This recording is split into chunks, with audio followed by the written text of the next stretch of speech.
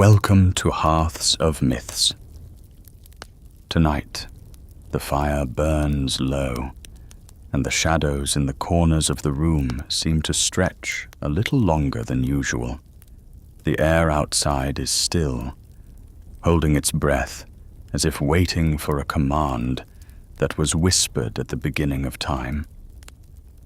We are turning our gaze away from the golden halls of Asgard, away from the thunder of Thor's chariot and the wisdom of Odin's ravens. We are looking east. We are looking down. We are beginning a journey that every soul, from the humblest thrall to the mightiest king, must eventually take. We are speaking of the inevitable.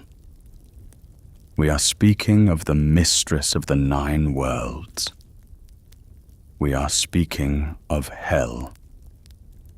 To understand the Queen of the Dead, we cannot begin in the Underworld. We cannot begin with the mist or the silence of the grave. We must begin where she began. We must begin with life, albeit a life of a terrible, chaotic, and ancient variety. We must travel in our minds to the easternmost edges of Midgard, to a place where the map of the known world frays and dissolves into terror. We travel to Jernvid, the iron wood. Imagine a forest not made of green sap and bending branches, but of something far more malignant. In the cosmology of the North, Jernvid is not merely a location. It is a wound in the side of creation. It lies to the east of the human world, bordering the chaotic expanse of Jotunheim, the land of the giants. But Jernvid is distinct. It is a dense, impenetrable thicket of colossal trees where the bark is as hard and grey as hematite, and the leaves are not soft structures of photosynthesis, but sharp metallic razors that chime in the freezing wind like thousands of rusty knives striking together. The very air here tastes of copper and old blood. There is no sun that penetrates the canopy of the iron wood. The light that exists here is a perpetual, bruised twilight, a grey gloom that drains the colour from everything it touches. It is here, in this fortress of petrified wood and ancient malice, that the troll wives dwell. These are not the simple, lumbering giants of the mountain peaks. These are the Jernvidjur, the females of the iron wood. They are witches, seers, and breeders of wolves. They are the keepers of the old, wild magic that existed before Odin hung himself on the world tree to learn the runes. And the greatest among them, the matriarch of this dark sanctuary, was Angrboda. Her name, Angrboda, is a prophecy in itself. In the Old Norse tongue, it translates to "she who offers sorrow," or the harm bidder. She was not merely a giantess. She was a force of reproductive chaos. While the Aesir in Asgard sought to bring order to the cosmos, to build walls and establish laws, Angrboda sought to return the universe to the primal soup of the Ginnungagap. She represented the untamed, the wild, and the destructive potential of nature. She was the shadow to Frigg's light, the wild mother to the domestic queen. And it was to this figure, this embodiment of sorrow, that Loki, the trickster god, the skywalker, found himself drawn. Loki's relationship with the gods is well known, but his relationship with the iron wood is the key to understanding the end of the world. Loki, by his very nature, exists in the margins. He is neither fully god nor fully giant, but something fluid in between. He found the order of Asgard suffocating. The golden tables, the endless feasting, the rigidity of Odin's rule, it bored him. He craved the chaotic spark.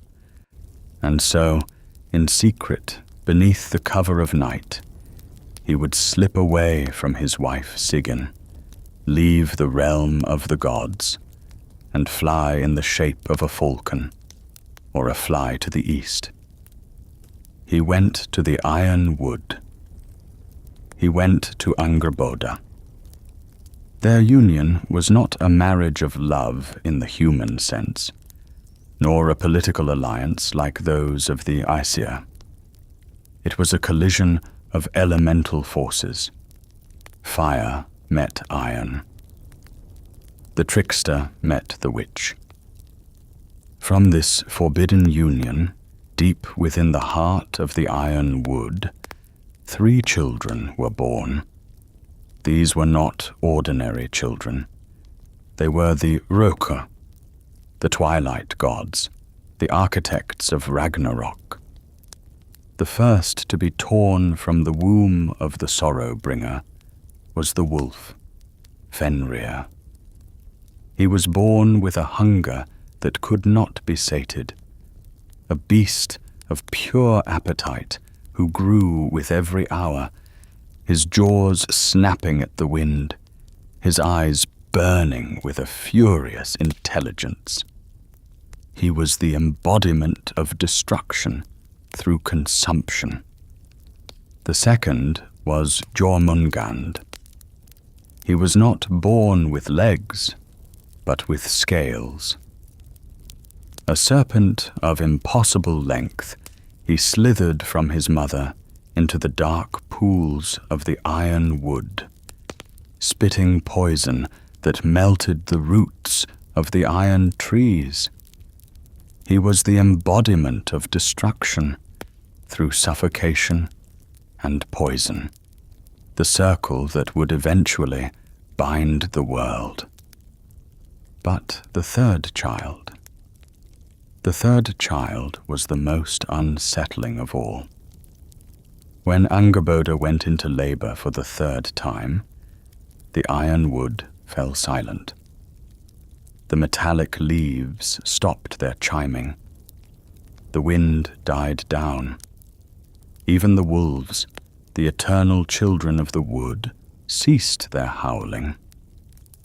It was as if the earth itself was holding its breath, anticipating something that should not be. The birth was difficult. It was cold. There was no heat radiating from the mother's body, only a deepening chill that frosted the ground beneath her. And then Hel was born. She did not cry. The sagas tell us that the great wolf howled and the serpent hissed, but Hel emerged into the world in absolute silence. It was a silence that carried more weight than any scream. When Angrboda looked down at her daughter, she saw a being that defied the fundamental laws of biology and divinity. Most living things are whole. They are flush with blood, warm to the touch, their skin a consistent barrier against the world. But Hel was a bifurcation. she was a living dichotomy. Looking at her from one side, she was a beautiful girl. Her skin was the color of milk and roses, soft and warm, her eye bright and alive with the potential of youth. On this side, she was undeniably the daughter of Loki, possessing the fair visage of the gods. But if you moved, if you shifted your gaze to her other half, the horror revealed itself. Her other side was dead.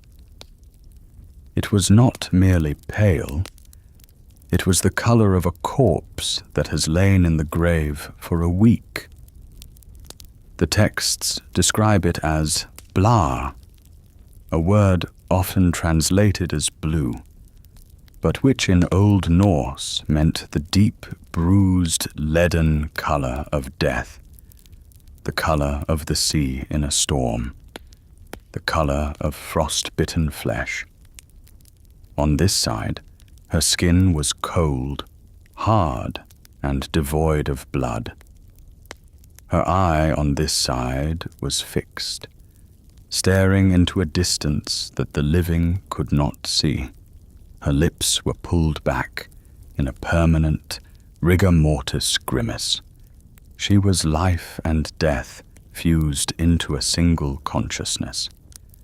She was the walking embodiment of the grave's truth, that all beauty eventually rots, that all warmth eventually cools. To look at her was to look at a mirror of one's own mortality. She was not a monster in the sense of a beast with fangs or claws. She was a monster of existential dread. She was the unavoidable. Loki, it is said, looked upon his daughter with a strange mixture of pride and unease. He saw in her the ultimate prank on the vanity of the gods, the Aesir obsessed over eternal youth. They ate the golden apples of Idun to keep the grey hairs at bay. And here was his daughter, born with the grave painted on her face, a permanent reminder that their efforts were futile. Angrboda, however, loved her. The mother of monsters saw the power in the girl. She named her Hel, a word that stems from the Proto-Germanic root meaning to cover or to conceal. She was the hidden one. For a time, the children grew in the iron wood. It was a dark, twisted nursery. Fenrir chased the trolls through the thickets, tearing down trees with his shoulders. Jormungand coiled around the standing stones, testing his venom on the rocks. And Hel? Hel sat. She did not play. She sat on the roots of the iron trees, watching the decay of the forest. She watched the leaves fall and rot. She watched the birds die and turn to dust. She was studying. She was learning the rhythm of entropy. It is said that when she touched a flower with her living hand, it bloomed. But when she touched it with her blue hand, it instantly withered and turned to ash. She was practicing her sovereignty. But secrets in the 9 worlds do not stay secret forever, especially not secrets that threaten the throne of Odin. Odin, the All-Father, sat on Hlidskjalf, his high seat in Valhalla. From this throne, he could see into all realms. But Jernvid was clouded in magic. a dark spot on his vision. Yet the Norns, the three weavers of fate who dwell at the Well of Erd, began to speak of a doom rising in the east. They spun threads of black wool. They spoke of the wolf, the coil, and the half-dead. They warned the gods that the children of Loki would be the undoing of Asgard. The prophecy was clear. If these children were allowed to reach maturity in the care of Angrboda, they would become unstoppable. They had to be taken. They had to be brought under the control of the Aesir. Odin gathered his most trusted warriors. He did not take Thor, for Thor was away in the east fighting other giants. He took Tyr, the god of war and justice, a god known for his courage. They summoned the Bifrost, the Rainbow Bridge, and rode down from the heavens. They crossed the expanse of Midgard, their horses' hooves thundering over the land, until the green fields gave way to the grey, jagged scrubland of the iron wood. The raid was swift and brutal. The gods did not negotiate. They breached the perimeter of the iron wood like a storm. The troll wives shrieked and fled into the shadows, unable to stand against the blinding light of the All-Father's spear, Gungnir. They found the children in a clearing, surrounded by the bones of their meals. Angrboda fought. The Mother of Sorrow unleashed all her magic. She summoned roots to strangle the gods. She called down storms of iron leaves. But she was one against the might of Asgard. Odin bound her with runes of sleep and silence, leaving her raging but impotent in the heart of her forest. The gods seized the children. Tyr took the wolf. Fenrir snarled and snapped, but he was not yet the mountain-sized beast he would become. He was small enough to be bound, though his strength was already terrifying. The other gods grappled with the serpent, Jormungand, coiling his wet, slippery body around their arms, hissing and spitting. But when Odin approached Hel, he stopped. He had seen many things. He had seen the beginning of the world. He had traded his eye for wisdom. He had hung on the tree for 9 nights. But the sight of the girl-child Hel gave him pause. She did not run. She did not fight. She stood perfectly still, her hands folded in her lap. She looked up at the king of the gods with her mismatching eyes, one blue and living, one dead and unmoving. She did not look like a child who needed saving. She looked like a judge. Odin felt a chill radiate from her that pierced his golden armor. It was not the cold of winter. It was the cold of the void. He realized then that this child could not be killed. To kill death is an impossibility. To kill her would be to break the balance of the world. She had to be contained. She had to be placed somewhere where her nature could serve a purpose, rather than destroy the living. He reached out a hand. "Come," he said. His voice was not the command of a king to a subject, but the wary invitation of a man asking a wild animal to step into a cage. Hel stood up. She took Odin's hand. Her living hand felt like the hand of a human child, small and soft. But as she walked beside him, her blue side brushed against his cloak, and the fabric instantly stiffened with frost. The journey back to Asgard was somber. There was no victory song. The gods felt the weight of their captives. They carried the wolf, the serpent, and the corpse queen back across the Bifrost. When they entered the Golden City, the other gods gathered to see what Odin had brought from the darkness. Frigg, the queen of Asgard, looked upon Hel and wept. Not out of fear, but out of a profound sadness. She saw the lonely destiny etched into the girl's split face. Freya, the goddess of beauty, turned away, unable to reconcile the duality of the child's form. The Aesir were disturbed. They were creatures of life, of vitality, of excess. Hel was the antithesis of everything they stood for.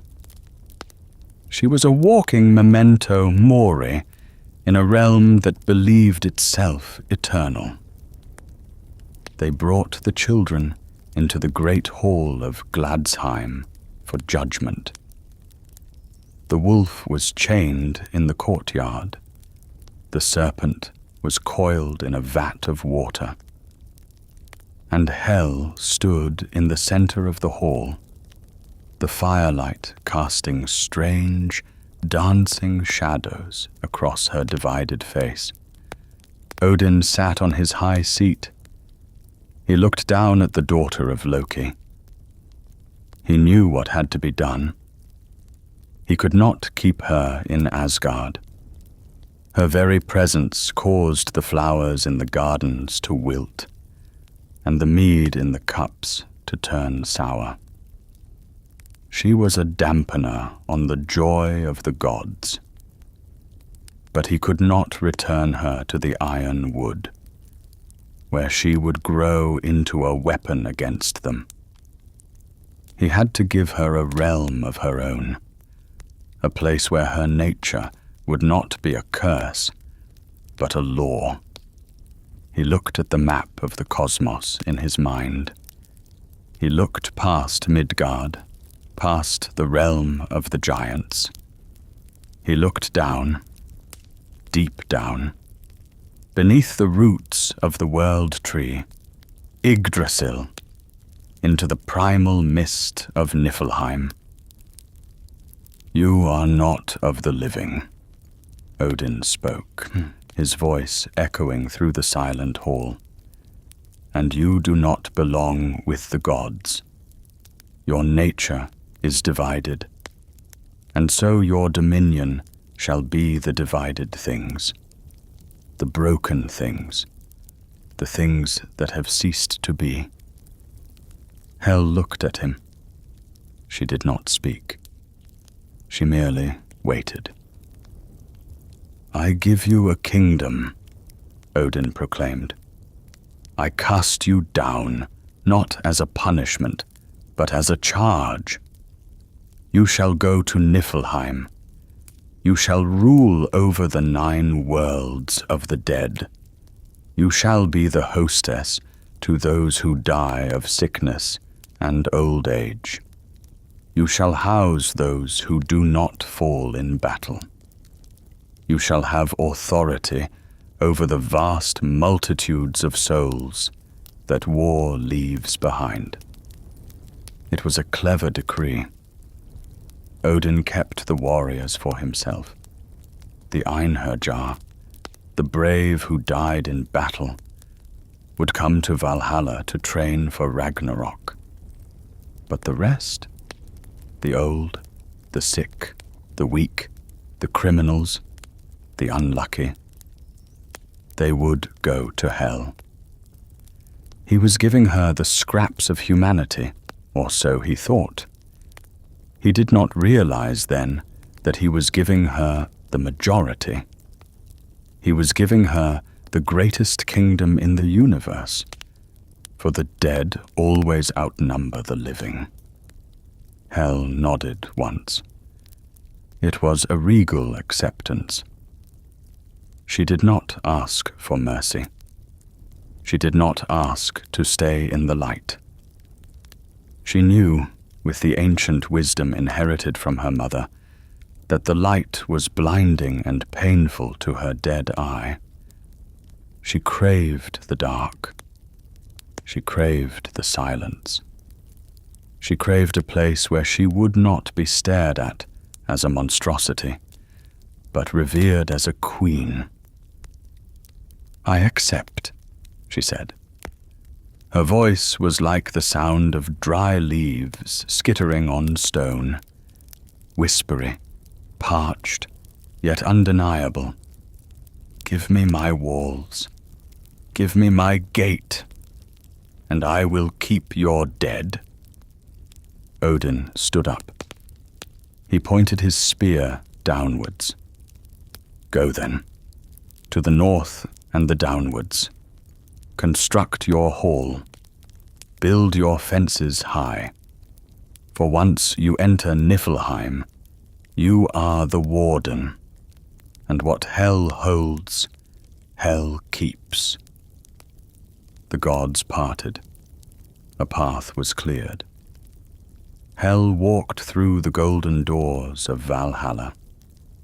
She walked past the feasting tables she would never sit at. She walked past the warriors she would never command.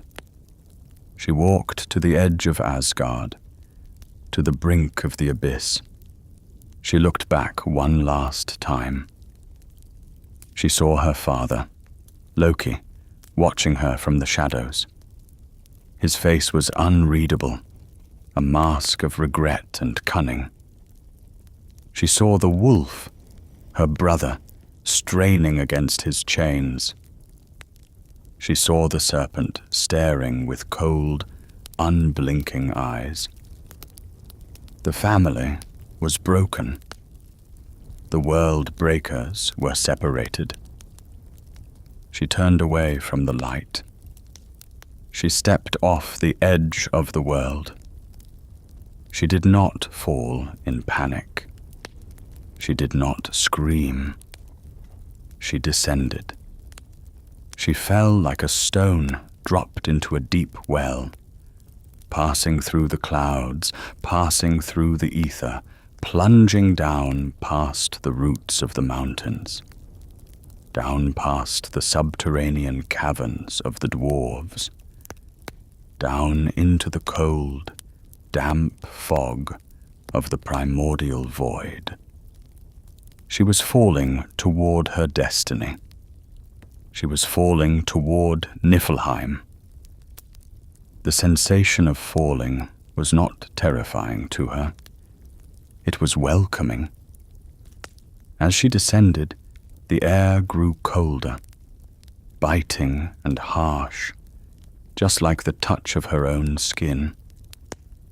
The light faded from the gold of Asgard to the blue of the sky, then to the grey of twilight, and finally to the pitch black of the deep earth.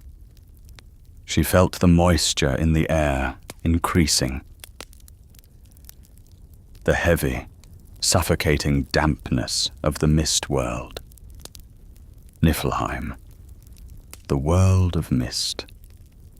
One of the two primordial realms that existed before creation. It was a land of ice, poison, and fog. It was a barren wasteland where nothing grew, a place of absolute stasis. It was the empty canvas upon which she would paint her empire. When her feet finally touched the ground, the impact did not shake the earth. It was a soft, dull thud, absorbed by the frozen moss and the layers of hoarfrost. She stood up and looked around. There was nothing. No halls, no gates, no subjects. Just the swirling, endless grey mist that obscured vision and muffled sound. The silence was absolute. It was a silence so deep it rang in the ears. Hel took a deep breath. The air was freezing, laden with the scent of frozen rivers and ancient ice. It filled her lungs, her living lung and her dead lung alike. She smiled. For the first time in her existence, the grimace on her corpse half matched the curve of her living lips. This was not a prison. This was a blank slate. She raised her hands. The power that had been dormant in the iron wood, the power that withered flowers and froze armor, surged through her. She was no longer just a child of Loki. She was the queen of the dead, and a queen needs a palace. She began to walk through the mist, her mind already architectural. She would not build with gold or timber. She would build with fear. She would build with pain.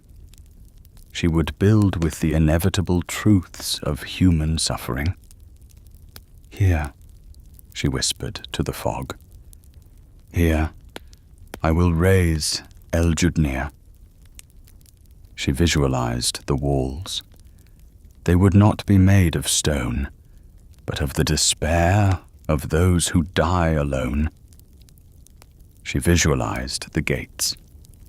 They would be massive, heavy, impossible to open from the inside. She visualized the threshold. She moved deeper into the gloom, towards the source of a distant, roaring sound. The river Gjöll. The river of the dead. It would be her moat. As she walked, the mist seemed to part before her, bowing to its new mistress. The cold hardened the ground beneath her feet, creating a path where there was none.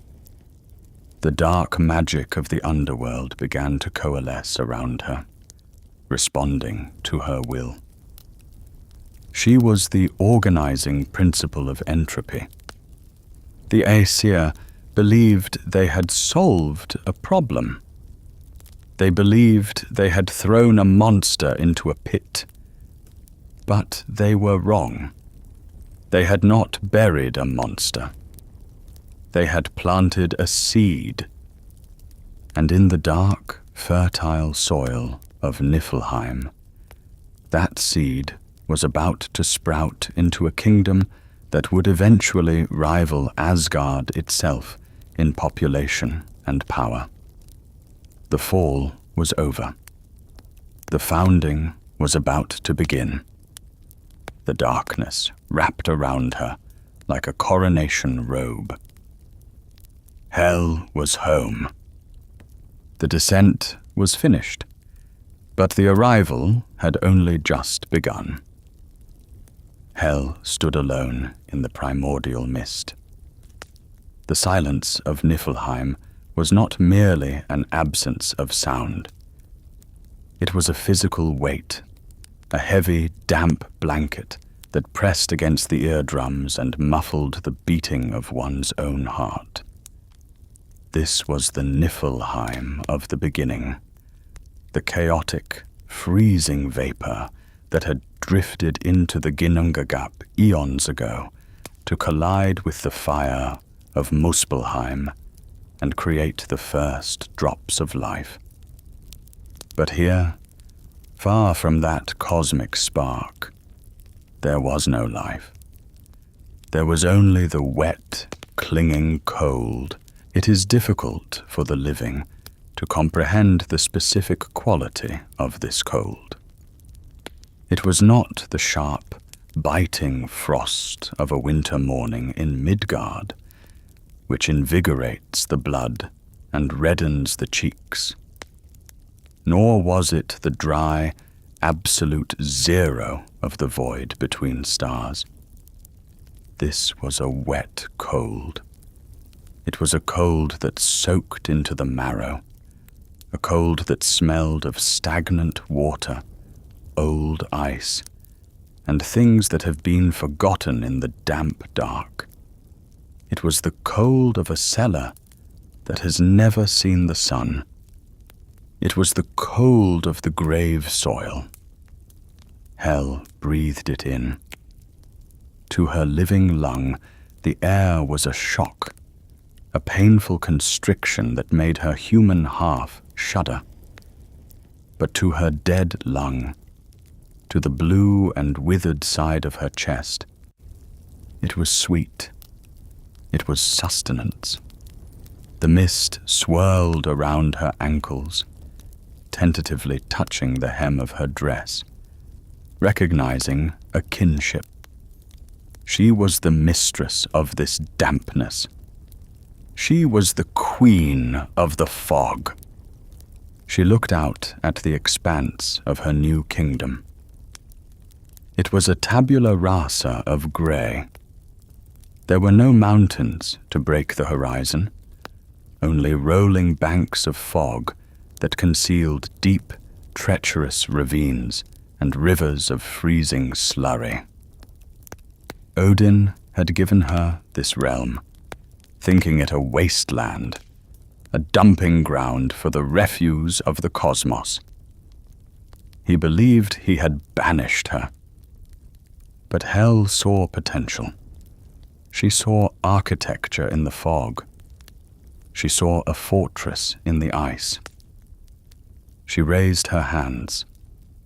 Her pale, living fingers spread wide, and her blue, skeletal claws clenched into a fist.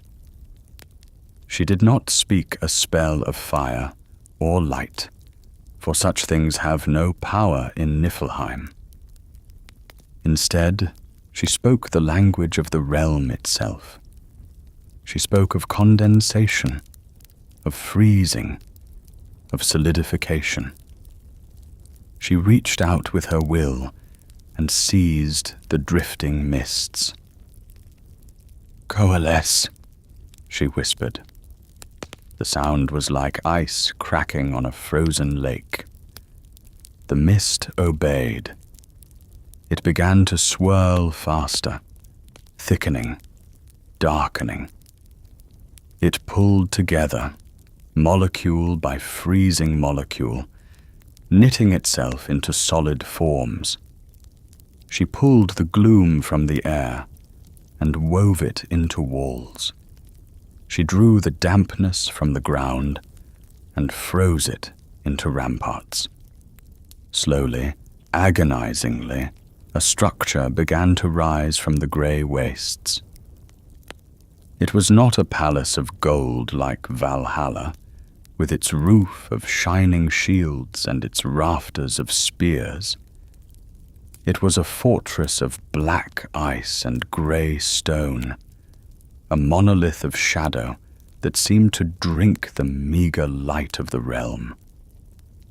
It grew organically, like a tumor of the earth, expanding and rising until its towers were lost in the perpetual overcast sky. The walls were slick with moisture, weeping constantly, as if the stone itself was grieving. She named it Eljudnir. The name is ancient, rooted in the very concept of the storm. It translates to the damp, or the sprayed with rain. But it implies more than just wetness. It implies a soaking misery, a place where one can never be dry, never be warm. Eljudnir was vast. It had to be. It was built to house the majority of humanity. While Valhalla needed only 540 doors for the chosen few, Eljudnir needed to be endless, a labyrinth of halls and chambers that could expand forever to accommodate the ceaseless tide of the dead. Hel walked toward her creation. The ground beneath her feet was no longer soft moss. It was hard, permafrost-packed earth that rang like iron under her stride. She approached the outer perimeter of her sanctuary. There stood the gate. In the myths, this gate is known as Grill. It was not a gate of wood or bronze.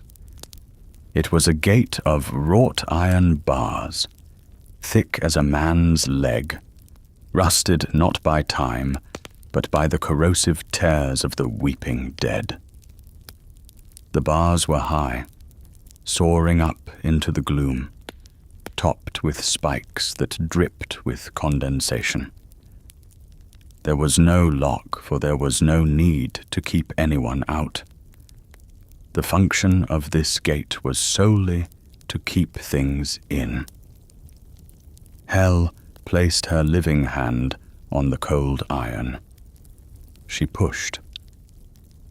With a shriek that echoed across the 9 worlds, a sound like the tearing of metal, a sound that would later be heard in the nightmares of dying men, the gate swung open.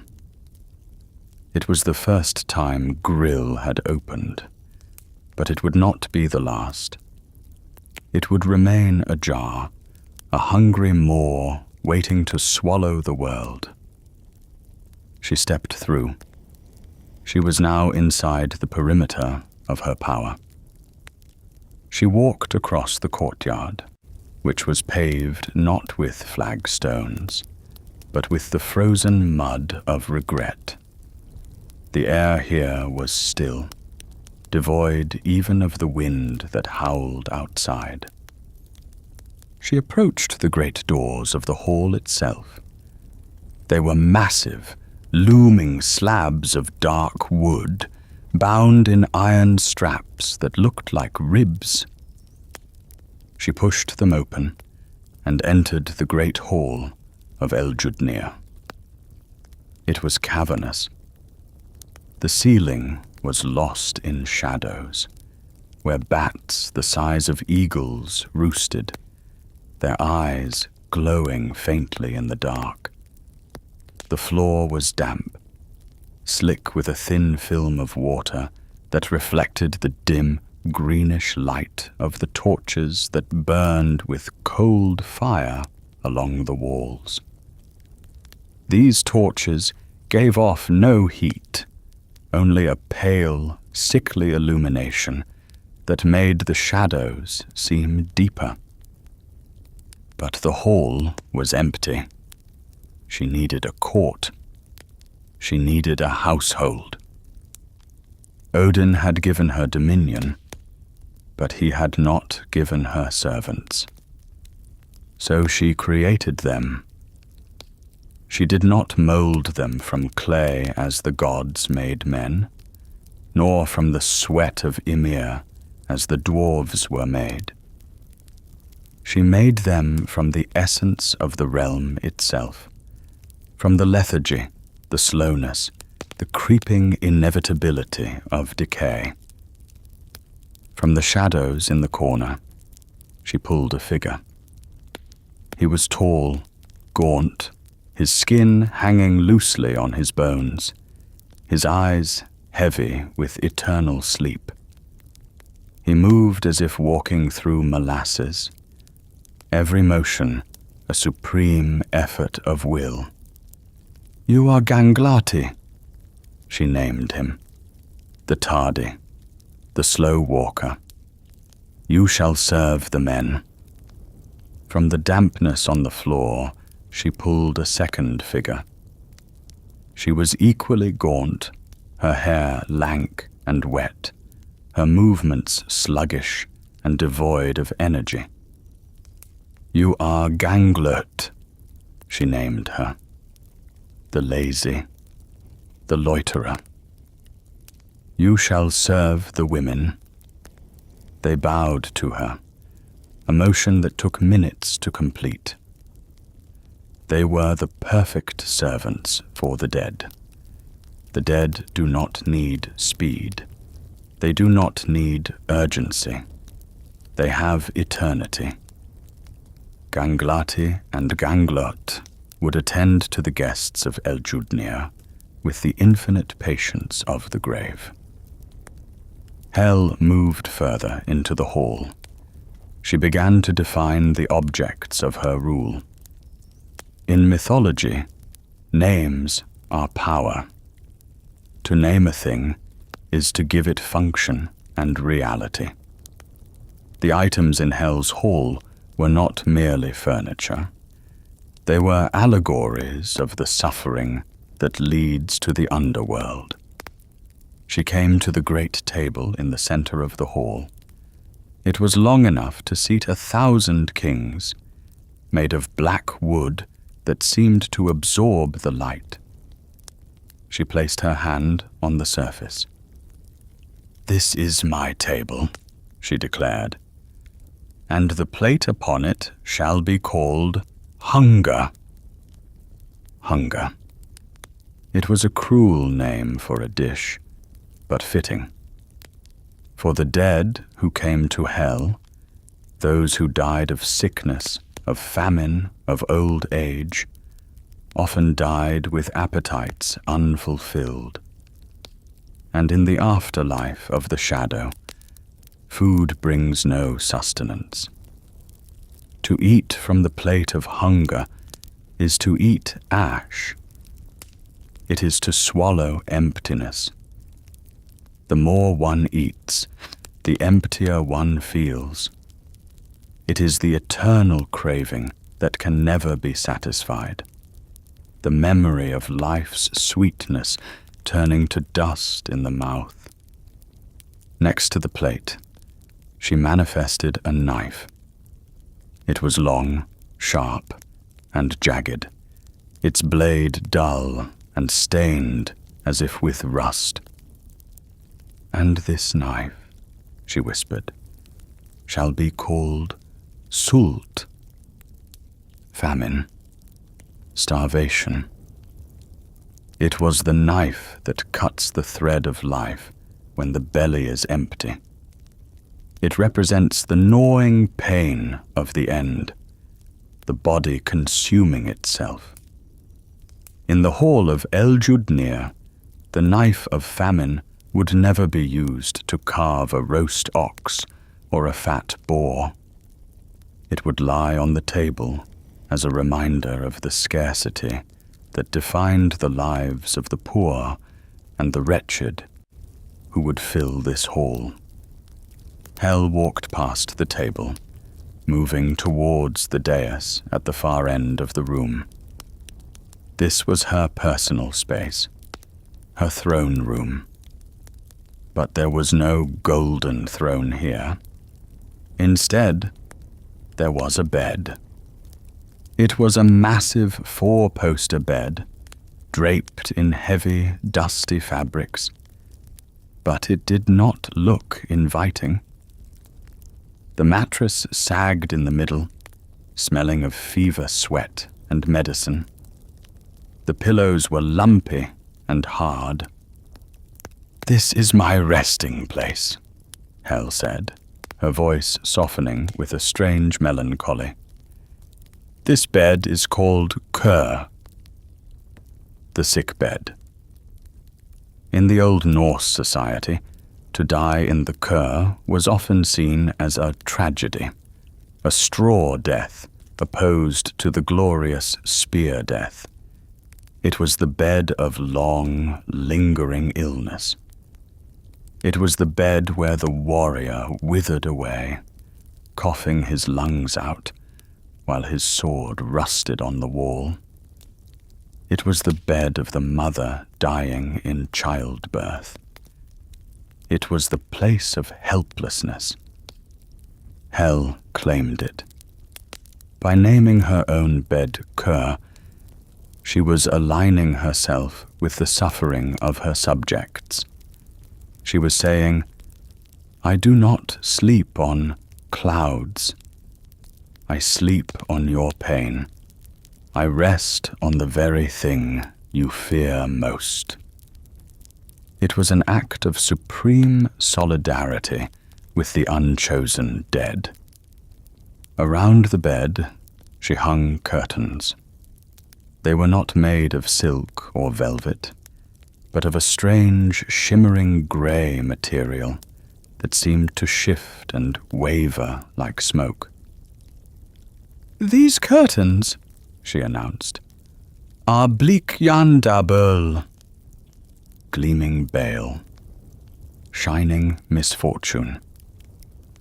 The name evokes the peculiar, bright clarity that sometimes comes before death, the rally before the end, or the fever-bright eyes of the dying. It is the white light of the sick room. These curtains would hide her from the gaze of the hall, wrapping her in the shroud of misfortune that was her birthright. Finally, she walked back to the entrance of the hall.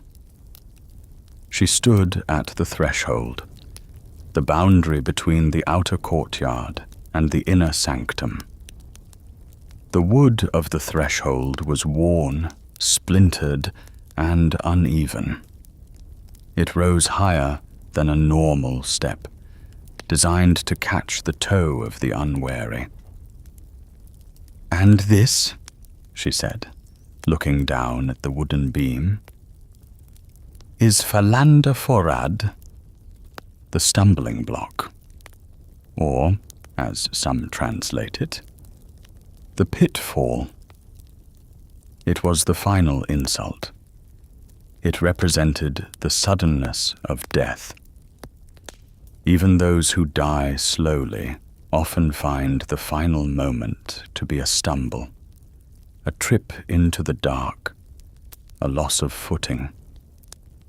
No one walks into death with perfect balance. We all stumble across the threshold. By naming her entrance thus, Hel ensured that every soul entering her presence would do so awkwardly, humbled, stripped of their dignity. Kings would trip just as thralls would. In death, the footing is treacherous for all. With the naming complete, the hall hummed with power. Eljudnir was no longer just a building. It was a functioning machine of the afterlife. It was ready, and just in time. For as Hel stood there, her hand resting on the stumbling block, she felt a vibration in the ground. It was faint at first, a mere tremor in the mist, but it grew steadily. It was the sound of footsteps, not the heavy, confident tread of gods, but the shuffling, dragging, myriad footsteps of the multitude. The dead were coming.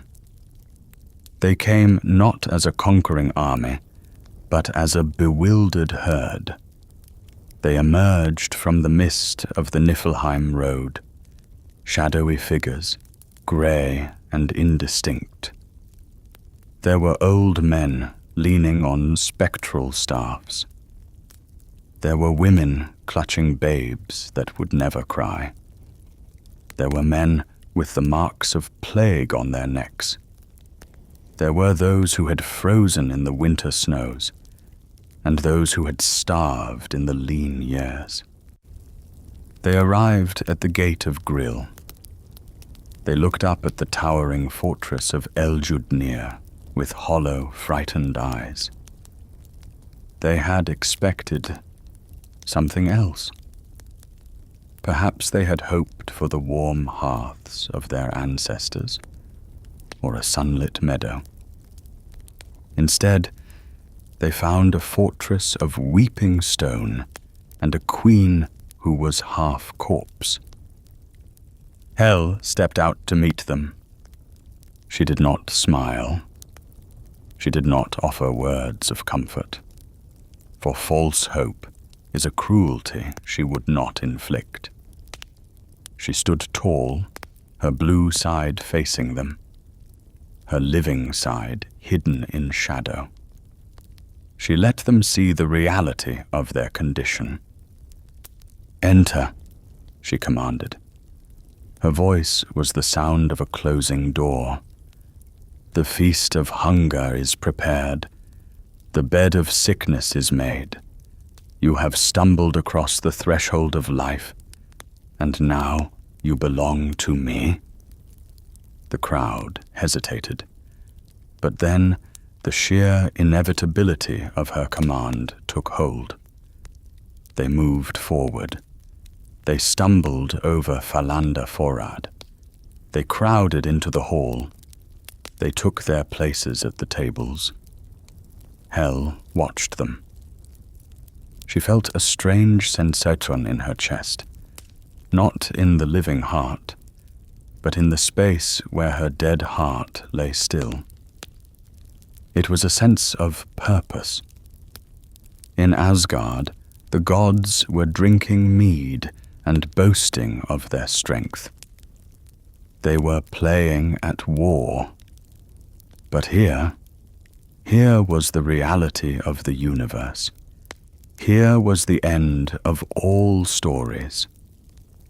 She ascended the dais and sat on the edge of Kur, the sickbed. She looked out over her sea of grey faces. She was the mistress of the 9 worlds. She was the keeper of the majority. Odin had cast her down to be a jailer. He had thought to hide her away. But as she watched the endless stream of souls pouring through the gates of Grill, Hel realized the truth. Odin ruled a fortress of a few hundred warriors. She ruled an empire of millions. She leaned back against the gleaming bale curtains. She closed her mismatching eyes. The silence of Niflheim was no longer empty. It was filled with the soft, rustling sound of the dead, a sound like dry leaves in an autumn wind. It was the music of her kingdom, and she was just beginning to conduct the symphony. But the realm was vast, and Eljudnir was only at its heart. Beyond the walls of the fortress lay the treacherous geography of the underworld, the rivers that burned with cold, the bridges paved with gold, and the guardians that even the gods would come to fear. To truly rule, she had to master the land itself. She had to walk the road to Hel and pave it with her will. The founding was done. The mapping was about to begin. The hall of Eljudnir was the heart of the underworld, a beating organ of cold stone and suffering.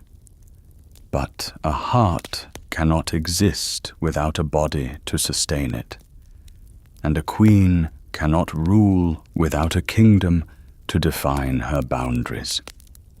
Hel had raised her fortress. She had named her furniture, and she had welcomed the first trickle of the dead. But the realm of Niflheim was vast, older than the gods, and terrifyingly empty. To truly be the mistress of the 9 worlds, she had to claim the geography itself. She had to map the silence. Beyond the weeping walls of Eljudnir lay a landscape that defied mortal cartography. In the bright lands of Midgard, roads are made by the treading of feet or the laying of stones. They connect village to village, market to market. But in the underworld, there is only one road. It does not connect. It descends. It is known as the Helvegr, the way to hell. If you were to stand at the gates of the upper world and look down, you would not see a path. You would see a direction. The ancient texts give us a compass bearing that is both physical and spiritual. Nida og norda, downwards and northwards. To the Norse mind, north was not just a cardinal direction. It was the direction of the grave, the source of the freezing winds, the home of the darkness. To go north was to go away from the sun. To go down was to return to the earth. Hel stepped out of her hall to inspect this road. She walked past the stumbling block, past the iron gates of Grill, and looked up the long, winding path that vanished into the gloom. It was a treacherous track. It was not paved with good intentions, nor with cobblestones. It was paved with the silence of millions of unsaid goodbyes.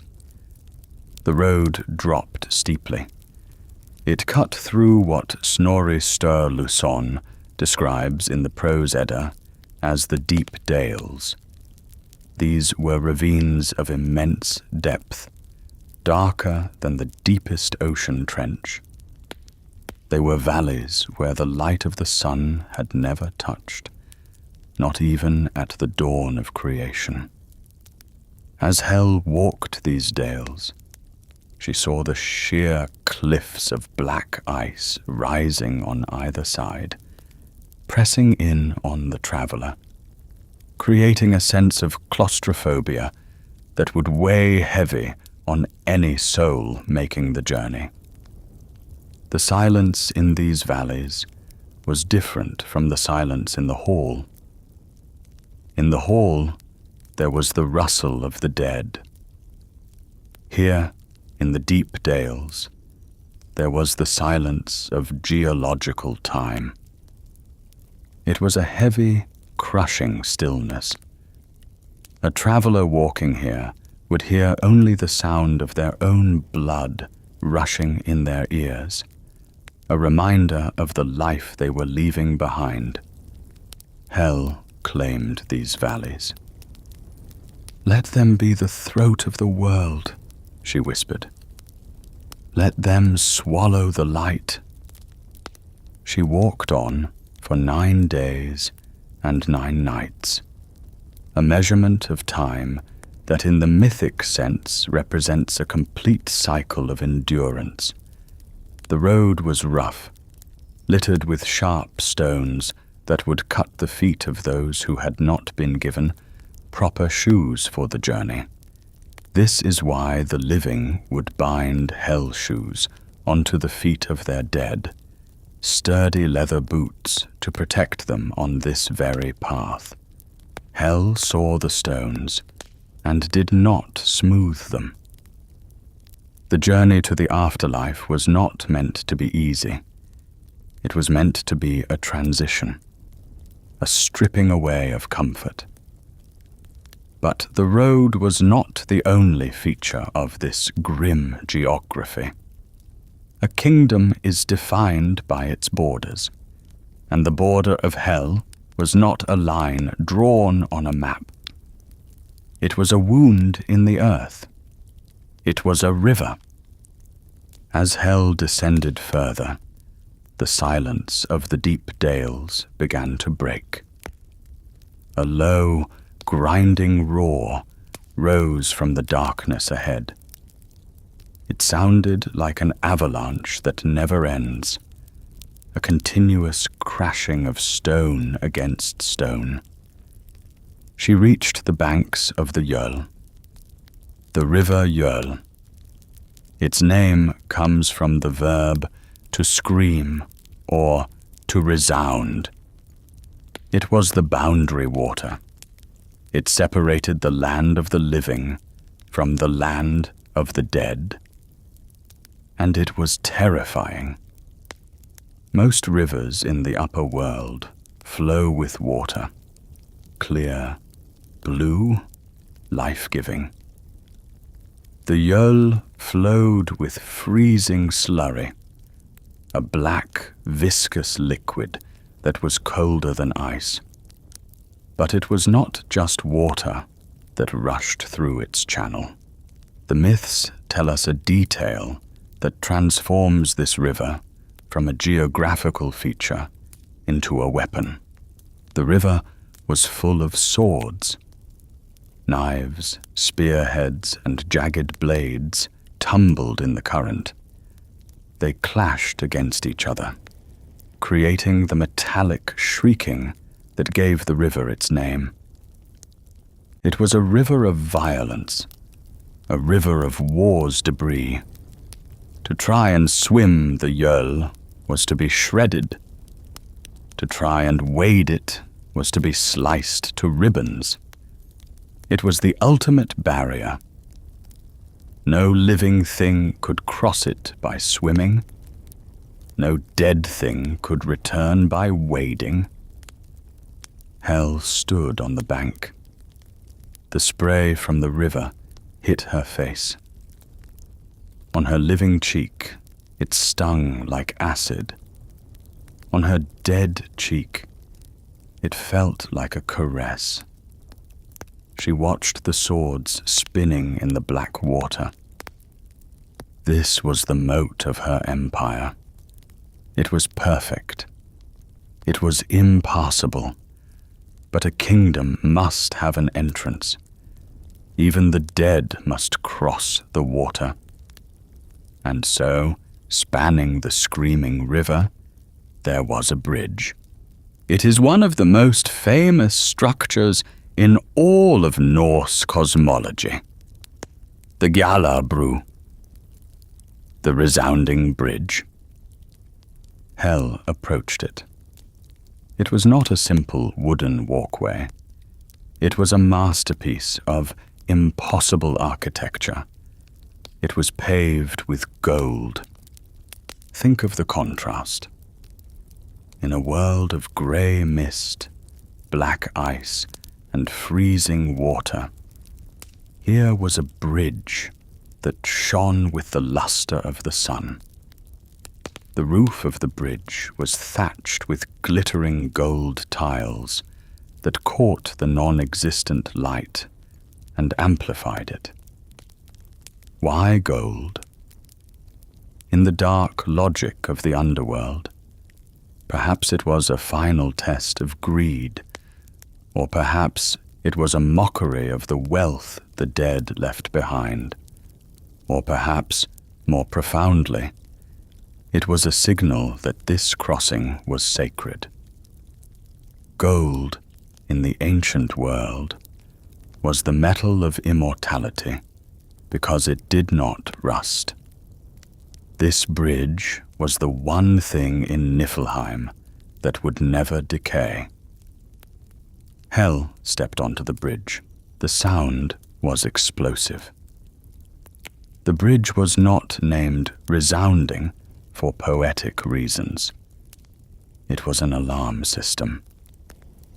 Every footstep on the golden planks rang out like a struck bell. It amplified the presence of the traveler.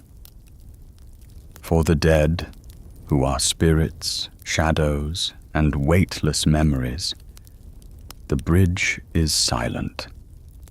They drift across the gold like smoke, making no sound. But for the living, for anyone who dared to come to Hel with blood still warm in their veins, the Gjallarbrú would scream their arrival. It was a bridge that knew the difference between a guest and an intruder. Hel walked across it. Her living foot rang out, clang, while her dead foot fell silent. Clang, silence, clang, silence. The rhythm of her walking echoed over the roaring river. She was both guest and intruder. She was the master of the duality. At the far end of the bridge, standing in the shadow of a great archway, a figure waited. She was tall, skeletal, and grim. She held a spear that looked like it had been carved from a single icicle. She was the guardian. Her name was Modgud. Modgud is a figure often overlooked in the rush to tell the stories of gods, but in the geography of Hel, she is the customs officer of death. She is not a monster to be slain. She is a functionary to be respected. She does not stop the dead, she catalogues them. She is the first face the traveler sees after the long, dark descent through the deep dales. Hel stopped before her. Modgud did not bow. In the hierarchy of the Underworld, Modgud was ancient. She belonged to the bridge as the river belonged to the bed. "You walk loudly," Modgud said. Her voice was the sound of wind whistling through dry ribs. "The bridge rings under you. You have the weight of blood." "I am the queen," Hel replied. Modgud looked at her with hollow eyes. She saw the blue side, the corpse flesh. She nodded slowly. "You are the half-dead. I have heard the stones whisper your name. You are the one who will fill the halls." Modgud stepped aside, lowering her spear. But she did not retreat. "I watch the bridge," she explained, her gaze fixing on the golden planks. "I ask the names of all who pass. The dead give me their names, and I let them cross into the silence. But sometimes the living come." "And what do you do with the living?" Hel asked. "I warn them," Modgud said. "I tell them that the way is north and down. I tell them that the color of the dead is not in their cheeks.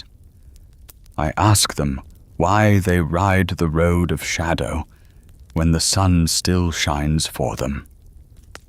Hel looked at the guardian with approval. Modgud was necessary. She was the filter. She was the one who would ensure that the sanctity of the realm remained violated only by the inevitable, not by the curious. "Keep your watch, Modgud," Hel commanded. "Let the silent ones pass. Question the loud ones, and if any come with the arrogance of Asgard, send them to me." Hel stepped off the bridge and onto the far bank. The sound of the Jöl River began to fade behind her, replaced by a new, more oppressive silence. She was now in the inner circle of her realm. Ahead of her, looming out of the fog like the ribs of a giant beast, stood the final barrier, the gates of Hel. Helgrind, sometimes called Negrind, the Corpse Gate. This was the main entrance to the fortified citadel of Eljudnir. If the bridge was the checkpoint, this was the prison door. The gates were not made of gold. They were made of iron, massive and black, studded with rivets the size of shields. They stood open now, waiting for the influx of souls that Hel knew would come. But she knew their nature. These gates were designed with a cruel, mechanical genius. They opened easily inward. A child could push them open to enter. Gravity itself seemed to pull them inward, inviting the traveler into the courtyard. But to open them outward, to push back against the weight of the citadel, that would require the strength of a titan. "Easy to enter," Hel whispered, tracing the cold iron rivets. "Hard to leave." It was the fundamental law of entropy. It is easy to break a cup. It is impossible to unbreak it. It is easy to die. It is impossible to undie. Her gates were the physical manifestation of this truth. They were the event horizon of Norse mythology.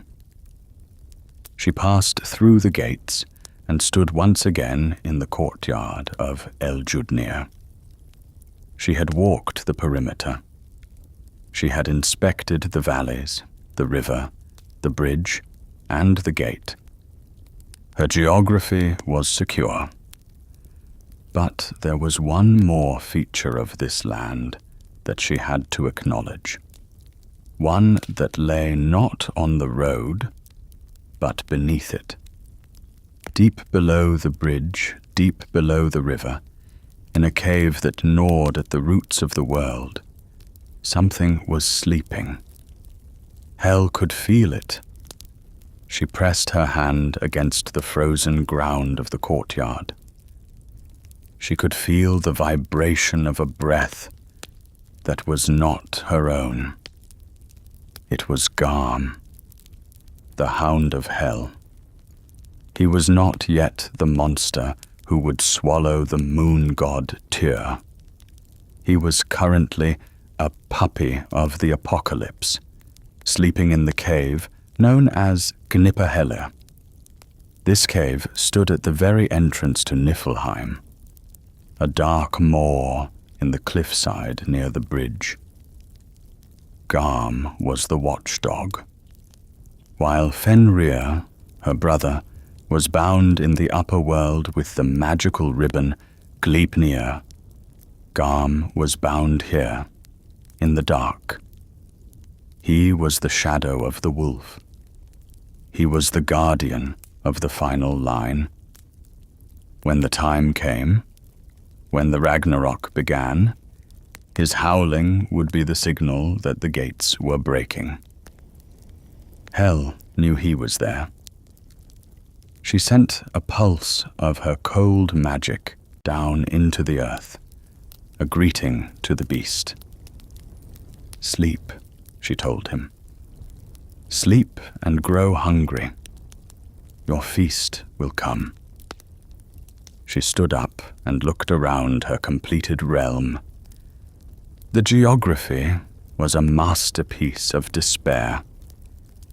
The descent through the deep dales stripped the traveler of hope.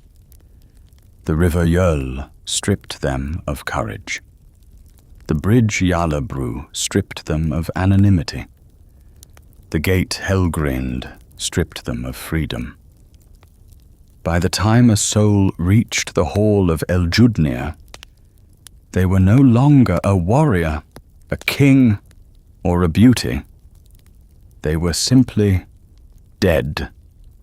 They were husk. They were ready to be ruled. But who were they? As Hel walked back into her hall, she thought of the souls that would inhabit this vast, geometric silence. The Aesir in Asgard spoke of Valhalla with such pride. They spoke of the Einherjar, the glorious dead who fought and feasted. They mocked the straw death. They pitied those who came to hell. But hell, looking at the empty benches of her hall, felt no pity. She felt a strange, cold protectiveness. Valhalla was a barracks. It was a military camp where men were kept alive only to die again. It was a place of noise, of violence, of eternal wounding. But Helheim was a sanctuary. Here, the sword was sheathed. Here, the wound stopped bleeding, for there was no blood left to bleed. Here, the old woman who died in her sleep could rest without fear of the fire. Here, the child who died of fever could sleep in the cool dark, far from the burning pain. Hel sat on her bed, Ker. She realized that her kingdom was not a punishment. It was a necessity. It was the only place in the cosmos where there was peace. Absolute, unbreaking peace. The geography was harsh because it had to be protective. The river of swords was not there to hurt the dead. It was there to stop the living from bothering them. The high walls were not to keep the dead in. They were to keep the chaos of life out. She was the keeper of the sanctuary. And now, she was ready to receive her guests. Not as a jailer, but as a hostess of the hidden people. The map was drawn. The stage was set. Now, the population would arrive, and among them, in the fullness of time, would come the most beautiful, the most beloved, the most tragic guest of all. But before the Lightbringer could fall, the realm had to fill with the grey multitudes. The host of the hidden was gathering, and life in the realm of dust was about to begin. The geography of the Underworld was etched in stone and ice, a permanent stage set for a drama that would last until the breaking of the world. But a stage is nothing without its actors. The halls of Eljudnir, vast and weeping, were not built to stand empty. They were built to house the majority of humankind. To understand the population of Hell, we must first understand the nature of death in the Norse mind. It was a society that glorified the spear death, the violent end amidst the shouting of warriors and the clashing of iron. To die with a weapon in hand was the ticket to Valhalla, the golden hall of Odin. But what of the others?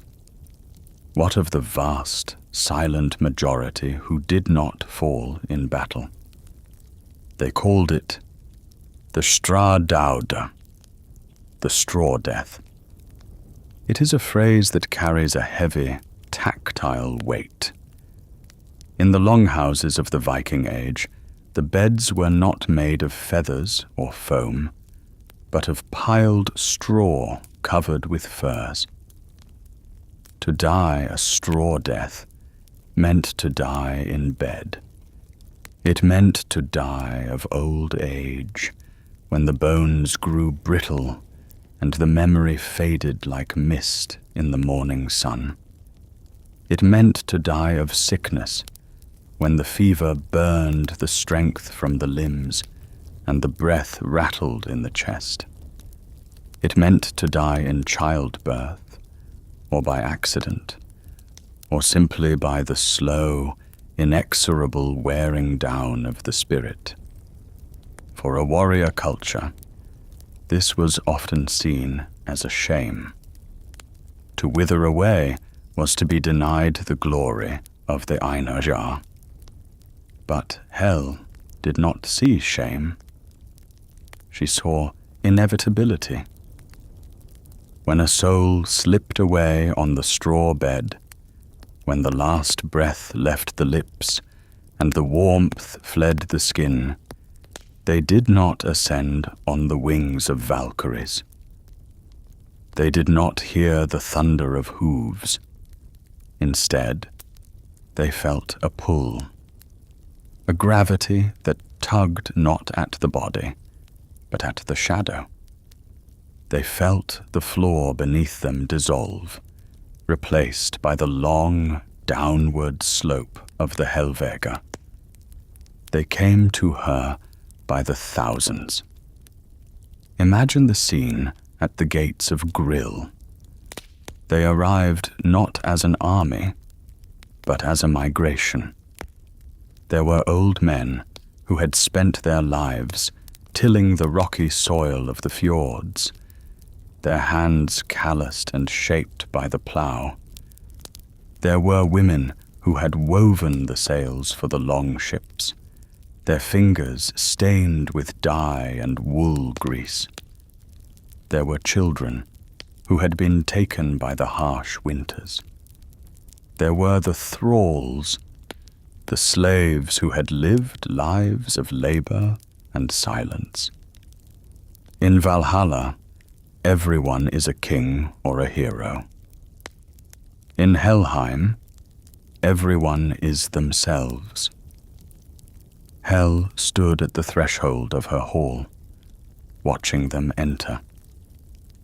She did not judge them by their deeds in war.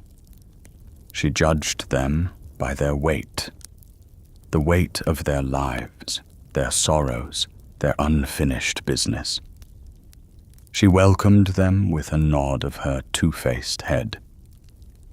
To the living side, she offered a flicker of recognition, a memory of the life they had lost.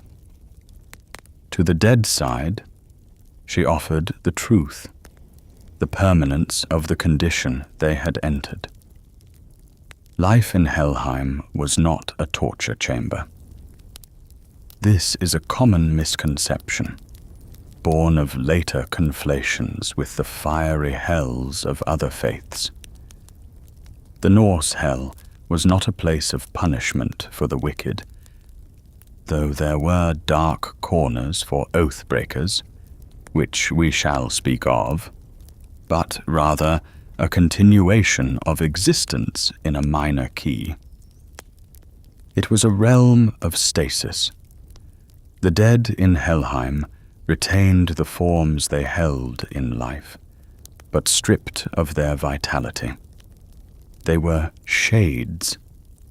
Their colors were muted, as if seen through a layer of grey gauze.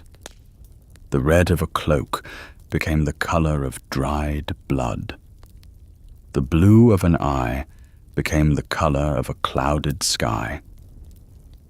They moved slowly, drifting through the vast, echoing chambers of Eljudnir with a dreamlike lethargy.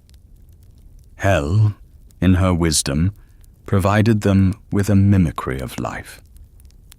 The human soul craves routine, even in death. And so the underworld became a shadow reflection of the upper world. In the courtyards of Eljudnir, the farmers would pantomime the sowing of seeds. They would walk the frozen fields of Niflheim, scattering imaginary grain into the frost. But no green shoot would ever rise from that iron ground. They ploughed furrows that closed up behind them as soon as they passed. It was the labor of memory, a ritual to keep the mind from unraveling in the eternal twilight. In the long halls, the women would sit at spectral looms. They would weave threads of mist and shadow, creating tapestries that depicted the lives they had left behind. But as soon as a pattern was finished, it would dissolve back into the damp air, leaving the loom empty, ready to be filled again. They feasted too. At the great table of hell, the plates of hunger were filled. But the food was not the roasted boar of Valhalla that regenerates every night. It was the food of the grave. It was cold porridge that tasted of ash. It was meat that had lost its savor. They ate, and their bellies felt full, yet the hunger remained. A spiritual hunger for the warmth of the sun, for the taste of a ripe apple, for the sting of salt spray on the face.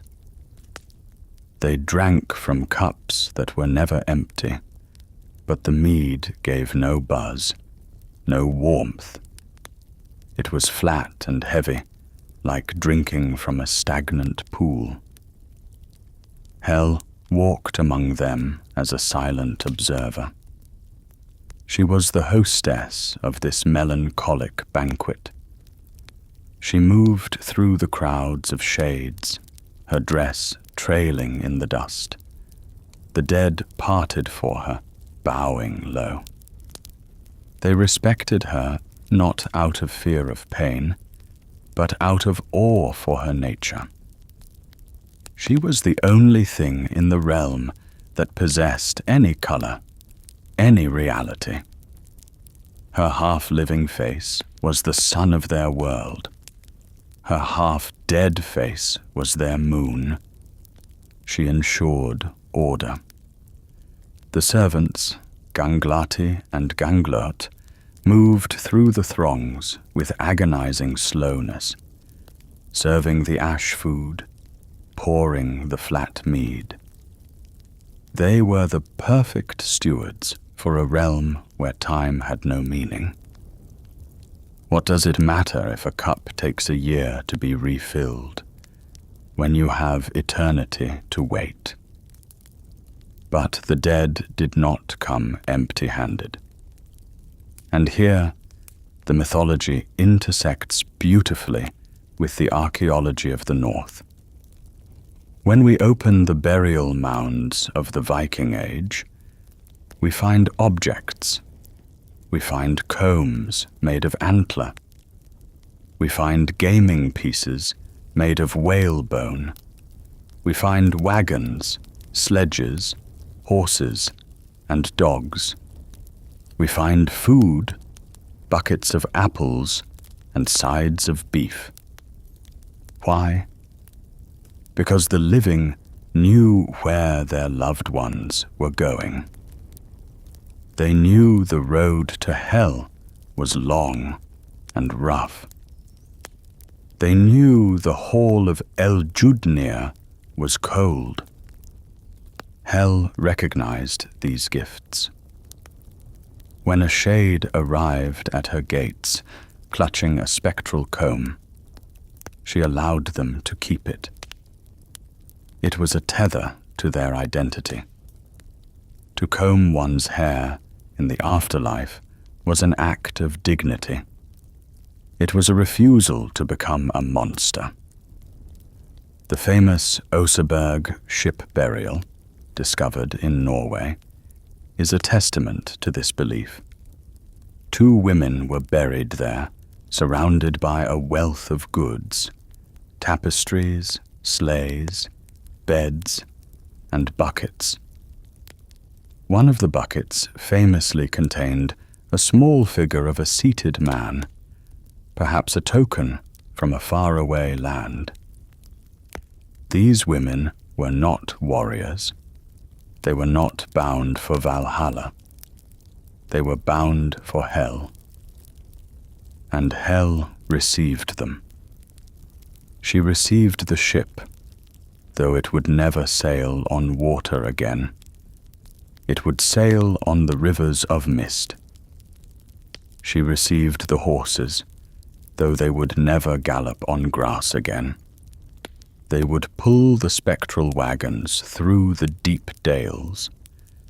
By allowing the dead to keep their grave goods, Hel performed an act of mercy. She allowed them to build a version of their home within her halls. The host of the hidden was not a mass of anonymous ghosts. It was a society of individuals clinging to the physical remnants of their past.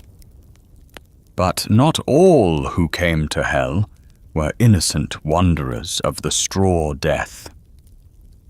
Deep within the geography of Niflheim, far from the relatively neutral halls of Eljudnir, there lay a darker shore. The myths speak of Nastrond, the corpse shore. This was the place for the Nithing, the truly wicked. In Norse morality, wickedness was not about sin in the Christian sense. It was about breaking the social contract. It was about the oath breaker, the murderer who killed a kinsman, the adulterer who destroyed a family lineage. Hel, as the judge of the underworld, knew the difference between a weak man and a wicked man. The weak man, the one who died of old age, was welcomed into the grey comfort of the hall. The wicked man was sent to Nastrond. There, a hall stood that was not made of stone, but of snakes. Their spines were woven together like wattles, their heads facing inward, dripping venom onto the floor. The oath-breakers were forced to wade through rivers of this poison. It was a heavy, burning sludge that ate away at the soul, but never consumed it entirely. Hel did not visit this hall often. She left it to the Nidhogg, the malice striker, the dragon that gnawed at the roots of the world. Nidhogg would fly down to Nastrond to feast on the corpses of the truly damnable. It was the disposal system of the cosmos, the place where the rot was quarantined. But for the vast majority of her subjects, Hel was a guardian, not a torturer. She would often sit by the river Gjöll, listening to the voices of the newly dead as they crossed the bridge. They would whisper to each other. "Is this it?" they would ask. "Is this the end?" And the answer, echoing from the damp walls, was always the same. This is the memory.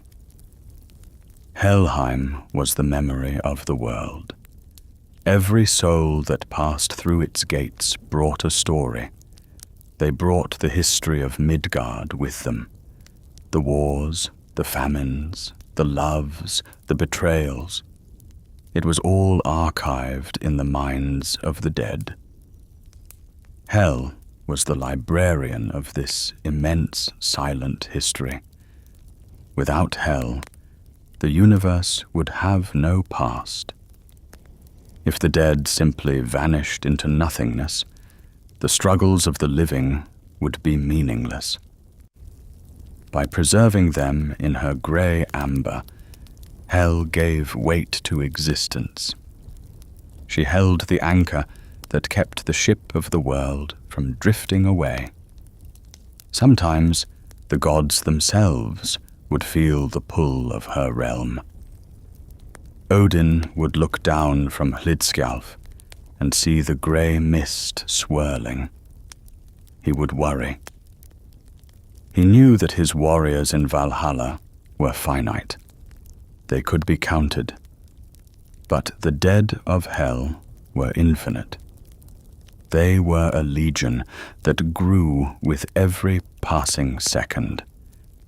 Hel knew this too. She felt the power of numbers. As she walked through the crowded halls, her dress brushing against the spectral forms of kings and paupers alike, she felt a strange motherly pride. These were her children now, the hidden people. She would stop by a group of women weaving mist. She would touch the spectral fabric with her living hand, and for a second it would turn to real wool, warm and rough. The women would look up, their eyes widening with gratitude for the brief sensation of reality. Then she would pull her hand away, and the wool would return to mist. It was a reminder. You are here. You are mine. But you are not gone. The atmosphere in Eljudnir was heavy, yes, it was sorrowful. It smelled of wet earth and dry flowers, but it was not without beauty. There is a specific kind of beauty in silence. There is a beauty in the end of pain. When a man who has suffered from a rotting leg for 10 years finally dies and comes to Hel, his leg still looks rotted, but it no longer hurts. The sensation of pain is a function of the living nerves. In Hel, the nerves are shadow. The memory of pain remains, but the fire of it is gone. This was the gift of the goddess, the anesthesia of the grave. Hel would often retreat to her bed, Kur, and pull the curtains of Blikjandabøl around her. Lying in the semi-darkness, she would listen to the breathing of her kingdom. It was a slow, rhythmic sound, like the tide of a dark ocean. In, out, in, out. She was the heart that kept the rhythm. But as the ages passed, and the hall filled with the grey multitudes, Hel began to feel a change in the air. The Norns at the well of Urd were spinning a new thread, a thread that shone with a light so bright it hurt to look at. The realm of the dead is a realm of shadows. It is defined by the absence of light. But what happens when the purest light in the universe is extinguished?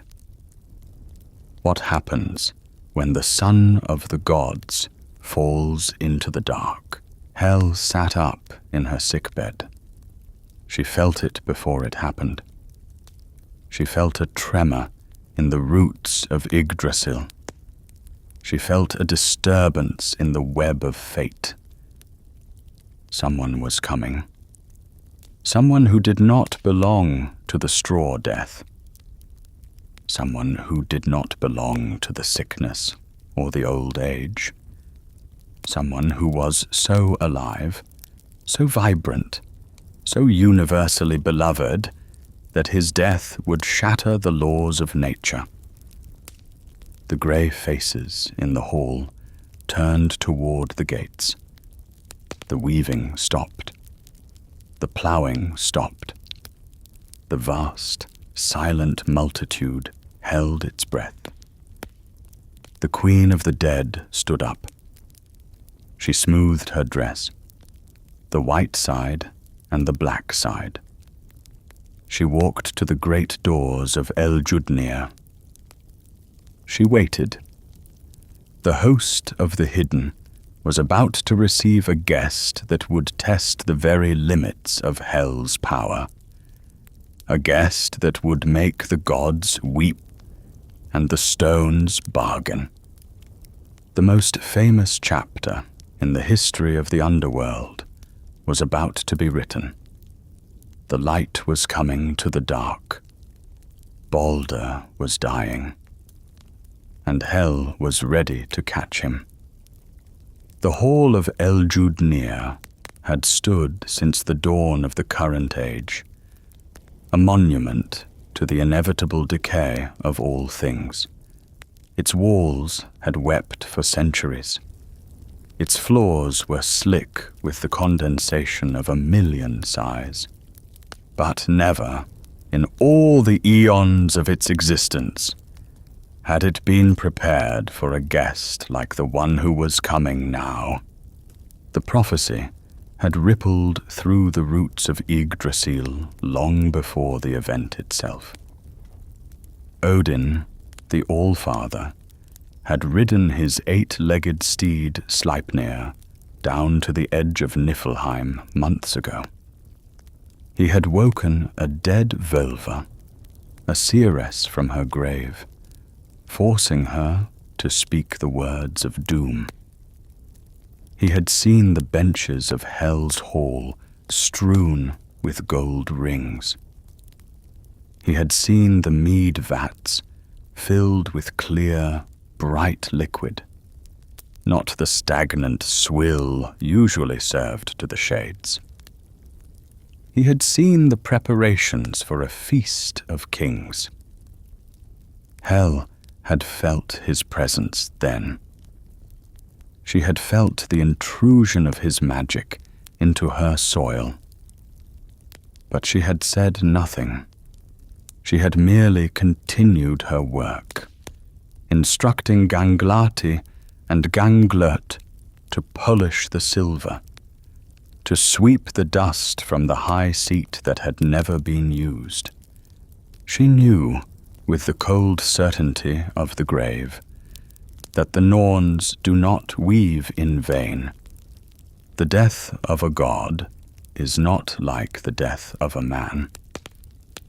When a man dies, it is a candle blowing out in a storm, a small, local darkness. But when a god dies, especially a god of light, it is an eclipse. It happened in Asgard, far above the mist. But Hel felt the moment of impact, as if it had happened in her own chest.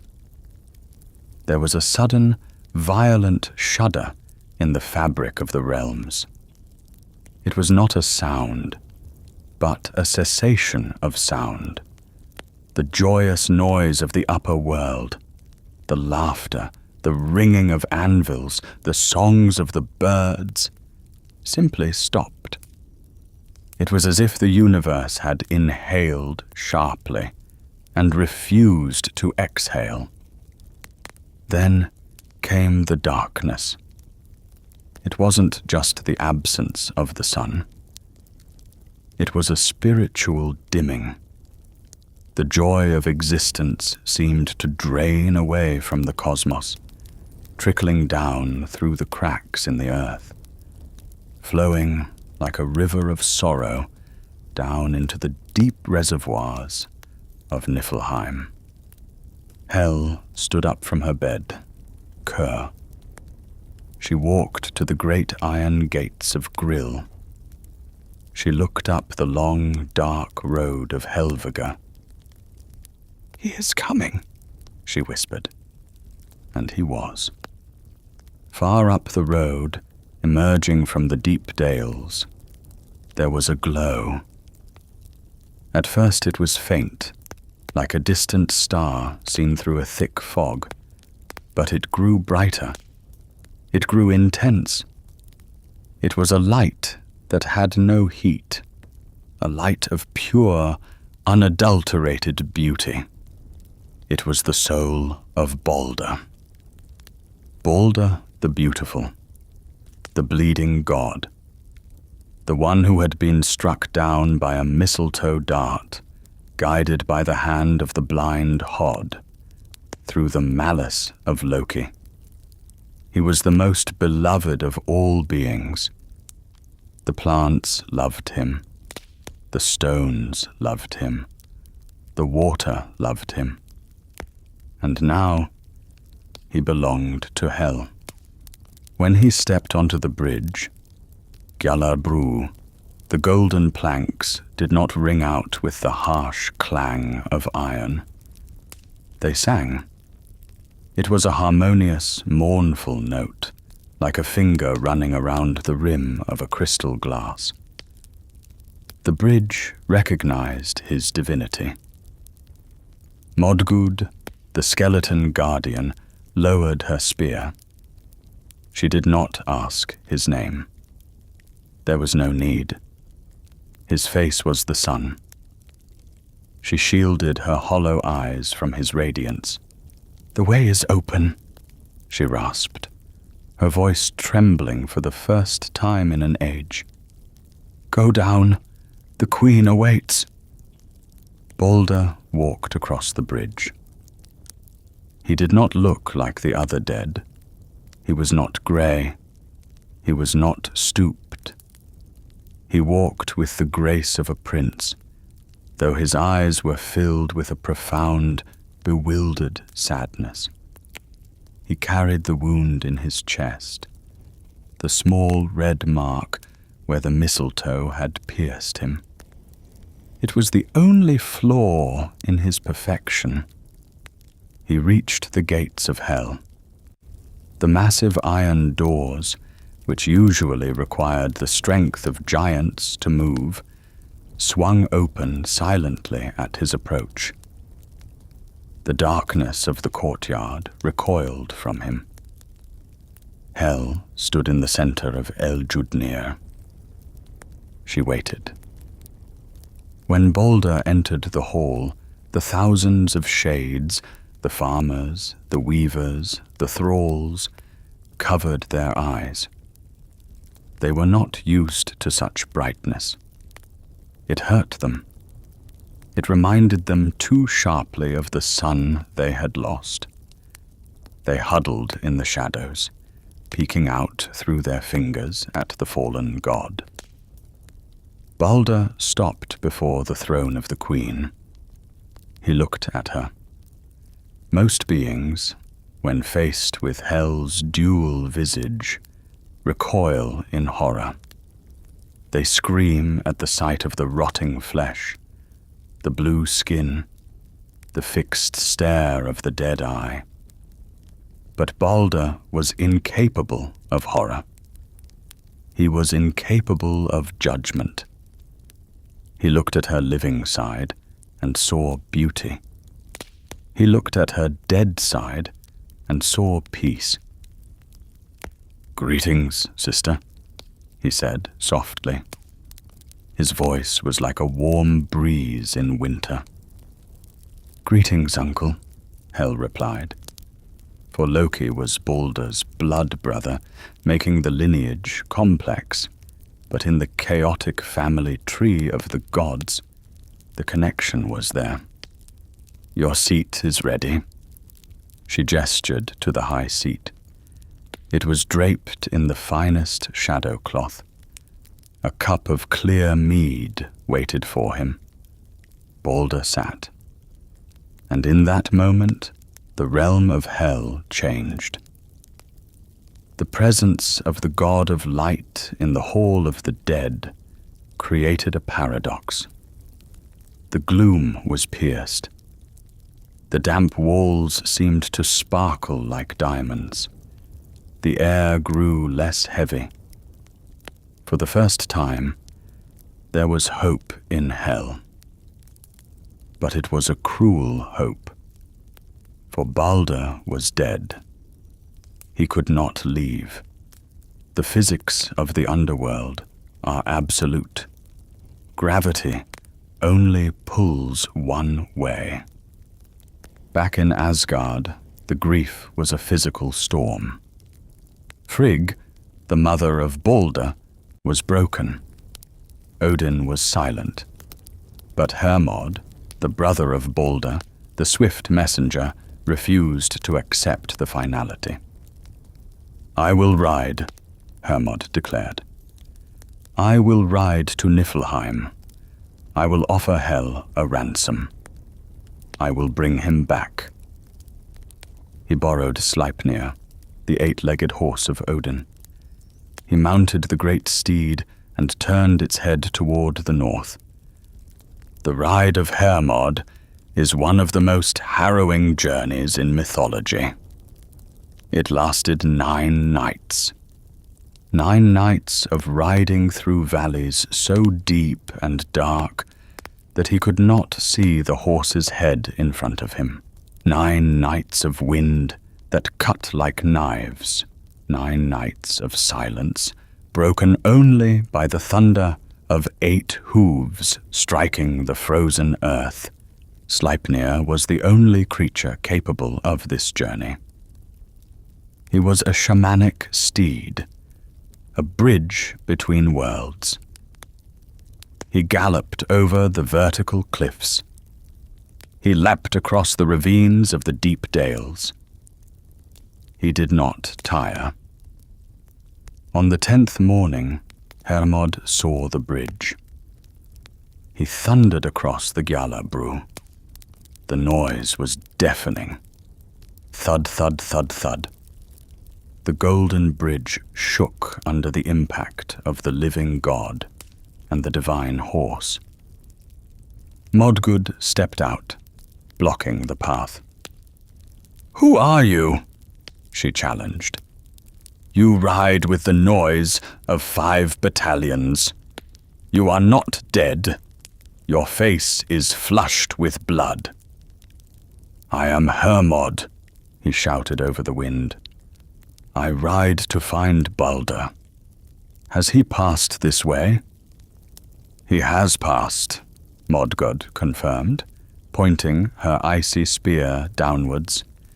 "He rode over the bridge yesterday, but the way to Hel is down and north, and the gates are high." Hermod did not stop. He spurred Sleipnir on. They reached the gates of Helgrind. They were shut tight. Hermod dismounted. He tightened the girth of the saddle. He whispered into the horse's ear. Then he mounted again. "Now, Sleipnir." The horse crouched, muscles coiling like steel springs. Then, with a mighty heave, he launched himself into the air. They flew. They soared over the iron spikes of the gate. They cleared the weeping walls of Eljudnir. They landed in the courtyard with a crash that shook the foundations of the fortress. Hermod leaped from the saddle. He ran into the hall. There, sitting in the high seat, was his brother, Baldr. And beside him, pale and terrible, sat Hel. Hermod did not draw a sword. You cannot fight death with steel. He approached the queen. He fell to his knees. "Hel," he cried. "I come from Asgard. I come from the All-Father. I come with a plea." Hel looked down at him. Her face was impassive. "Speak, Hermod the Nimble." "The world is broken," Hermod said, his voice cracking with emotion. "Asgard is drowning in tears. Frigg cannot speak for weeping. The trees are wilting. The sun is pale. We cannot exist without him. We offer you gold. We offer you weapons. We offer you anything you desire. Name your price. Only let Baldr return with me." Hel listened. She looked at Baldr, who sat silently, his light illuminating the table of Hung. She looked at Hermod, frantic and desperate. She did not want gold. The bridge was paved with it. She did not want weapons. The river was full of them. She did not want power. She ruled the majority. But she was fair. In her own twisted, absolute way, she was a judge.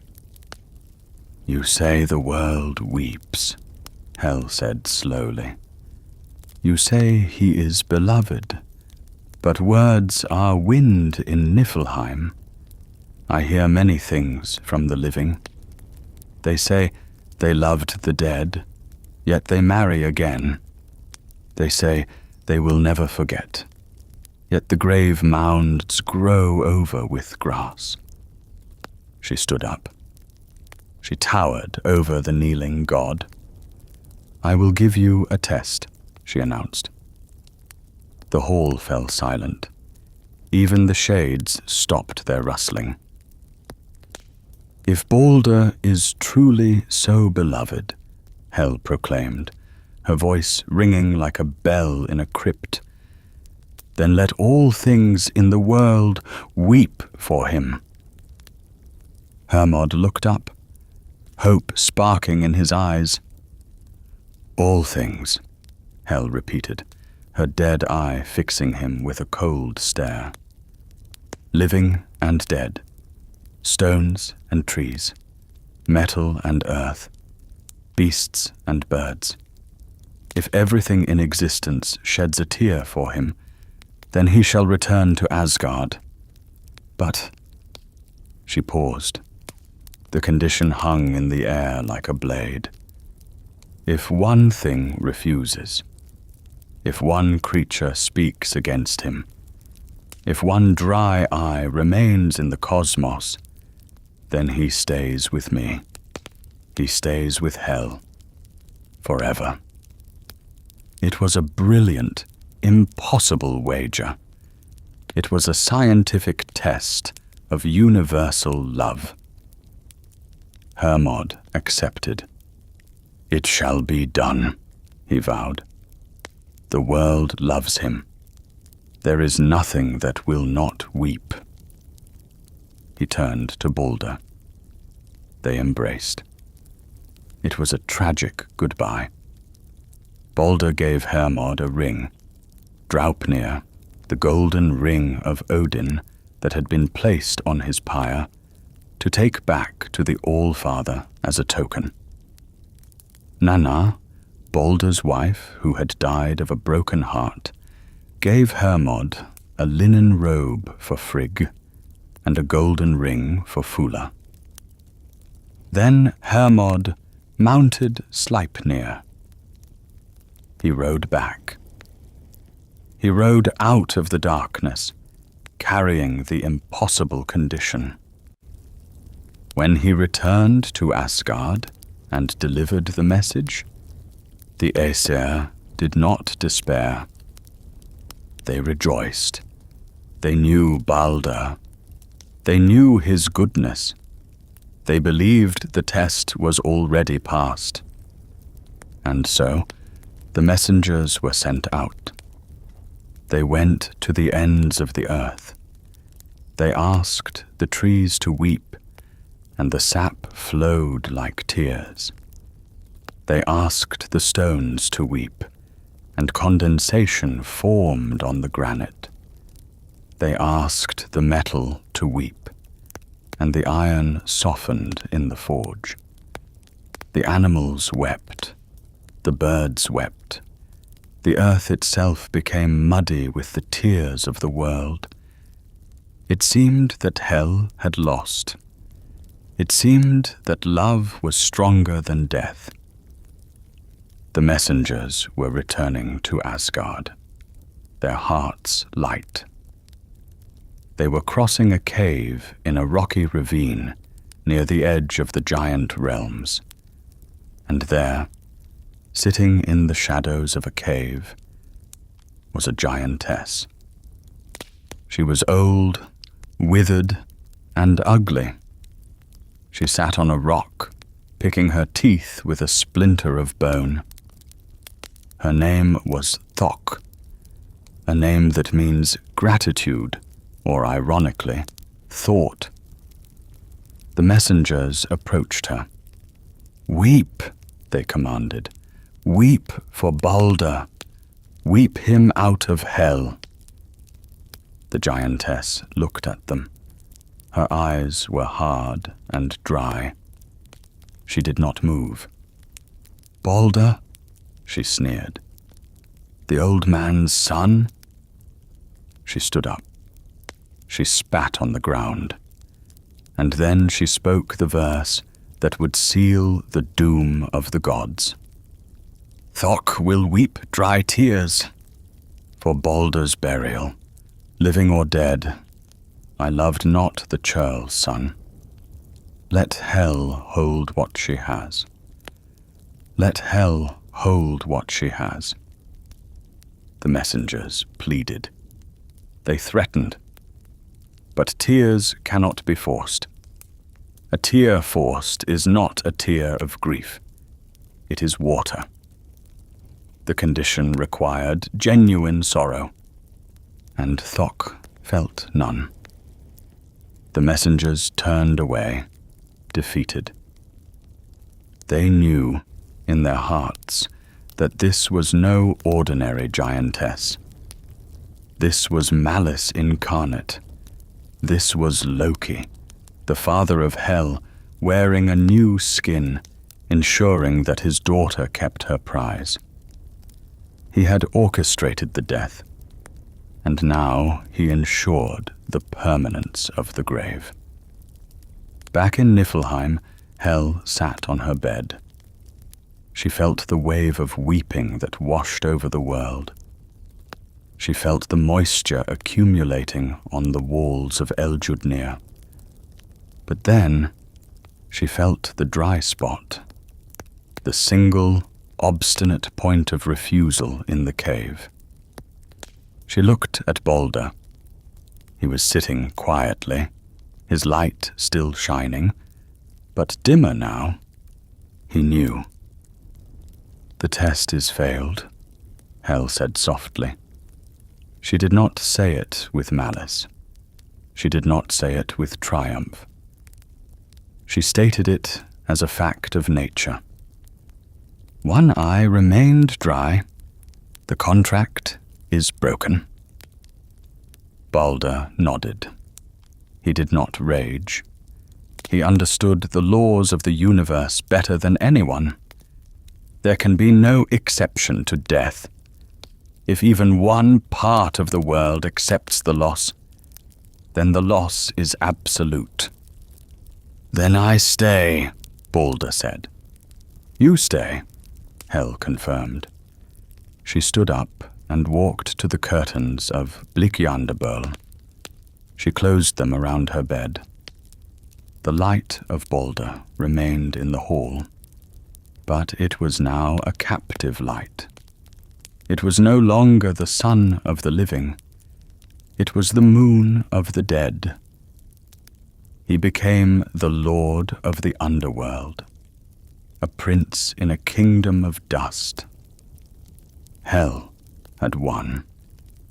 She had proven that her power was absolute. Not even the combined love of all creation could pick the lock of her gates. But this victory came with a price. The weeping of the world did not stop. It turned into something else. It turned into rage. The winter was coming. Not a seasonal winter, but the Fimbulvetter, the mighty winter. Hel felt the temperature drop. The mist in Niflheim began to freeze into solid walls of ice. The river Gjöll began to slow, its slurry thickening. The death of Baldr was the breaking point. The social contract of the universe was shattered. Brothers would soon kill brothers. The bonds of kinship would dissolve. And down in the deep caves, the puppy Garm was growing. He was eating the flesh of the wicked in Nastrand and getting bigger. The wolf Fenrir was straining against his chains in the upper world. The serpent was stirring in the sea. Hel prepared herself. The age of ruling the silent dead was ending. The age of the army was beginning. She looked at her fingernails, the blue, dead nails of her left hand. She thought of the ship that was being built in the secret shipyards of the afterlife. Naglfar, the ship of nails. "It is time," she whispered to the shadows. "Time to build the fleet." The long peace of the underworld was over. The long winter had begun. The weeping of the world had failed. The tear of the giantess Thok, dry, hard, and cynical, had been the stone that broke the mechanism of mercy. Baldr remained in the shadow. The light was trapped in the underworld, and without the light, the warmth began to fade. It did not happen all at once. The end of the world is not a sudden cliff. It is a long, slow slide into the dark. In the realm of Niflheim, where the air was always cold, the change was subtle at first. The mist that swirled around the towers of Eljudnir began to thicken.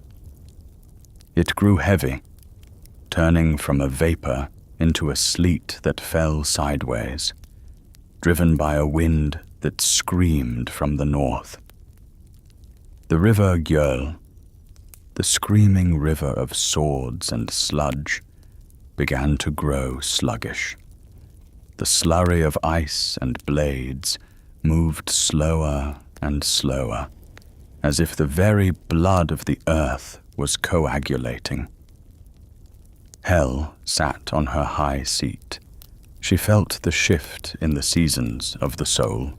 Up in Midgard, the sun had become a pale, sickly disk that offered no heat. The summer did not come. The leaves did not unfurl. The grain rotted in the husk.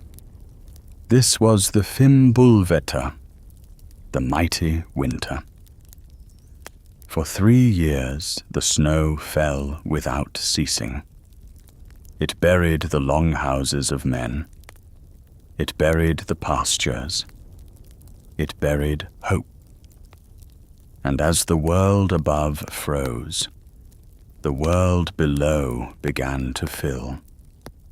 The population of Helheim exploded. In the old days, the dead had come in a steady, manageable stream. The old, the sick, the occasional unfortunate traveler. But now they came in waves. They came in whole villages. They came with the blue lips of starvation and the hollow eyes of famine. Hel watched them enter the gates of Grill. They were different from the dead of the Golden Age. The old dead were resigned. These new dead were angry. They brought with them the bitterness of a world that had turned against them. The Axe Age had begun. The Sword Age. In the desperation of the eternal winter, the social bonds of humanity had snapped. Brothers killed brothers for a sack of grain. Fathers turned on sons for a seat by the dying fire. The taboo of kinslaying, the greatest sin in Norse culture, became a daily survival strategy. And so, the halls of Eljudnir filled with kinslayers. Hel had to expand. She pushed the walls of her fortress outward with her will. She raised new towers of black ice to house the treacherous. She dug deeper pits in the frozen earth for the murderers. Her realm was no longer just a sanctuary of rest.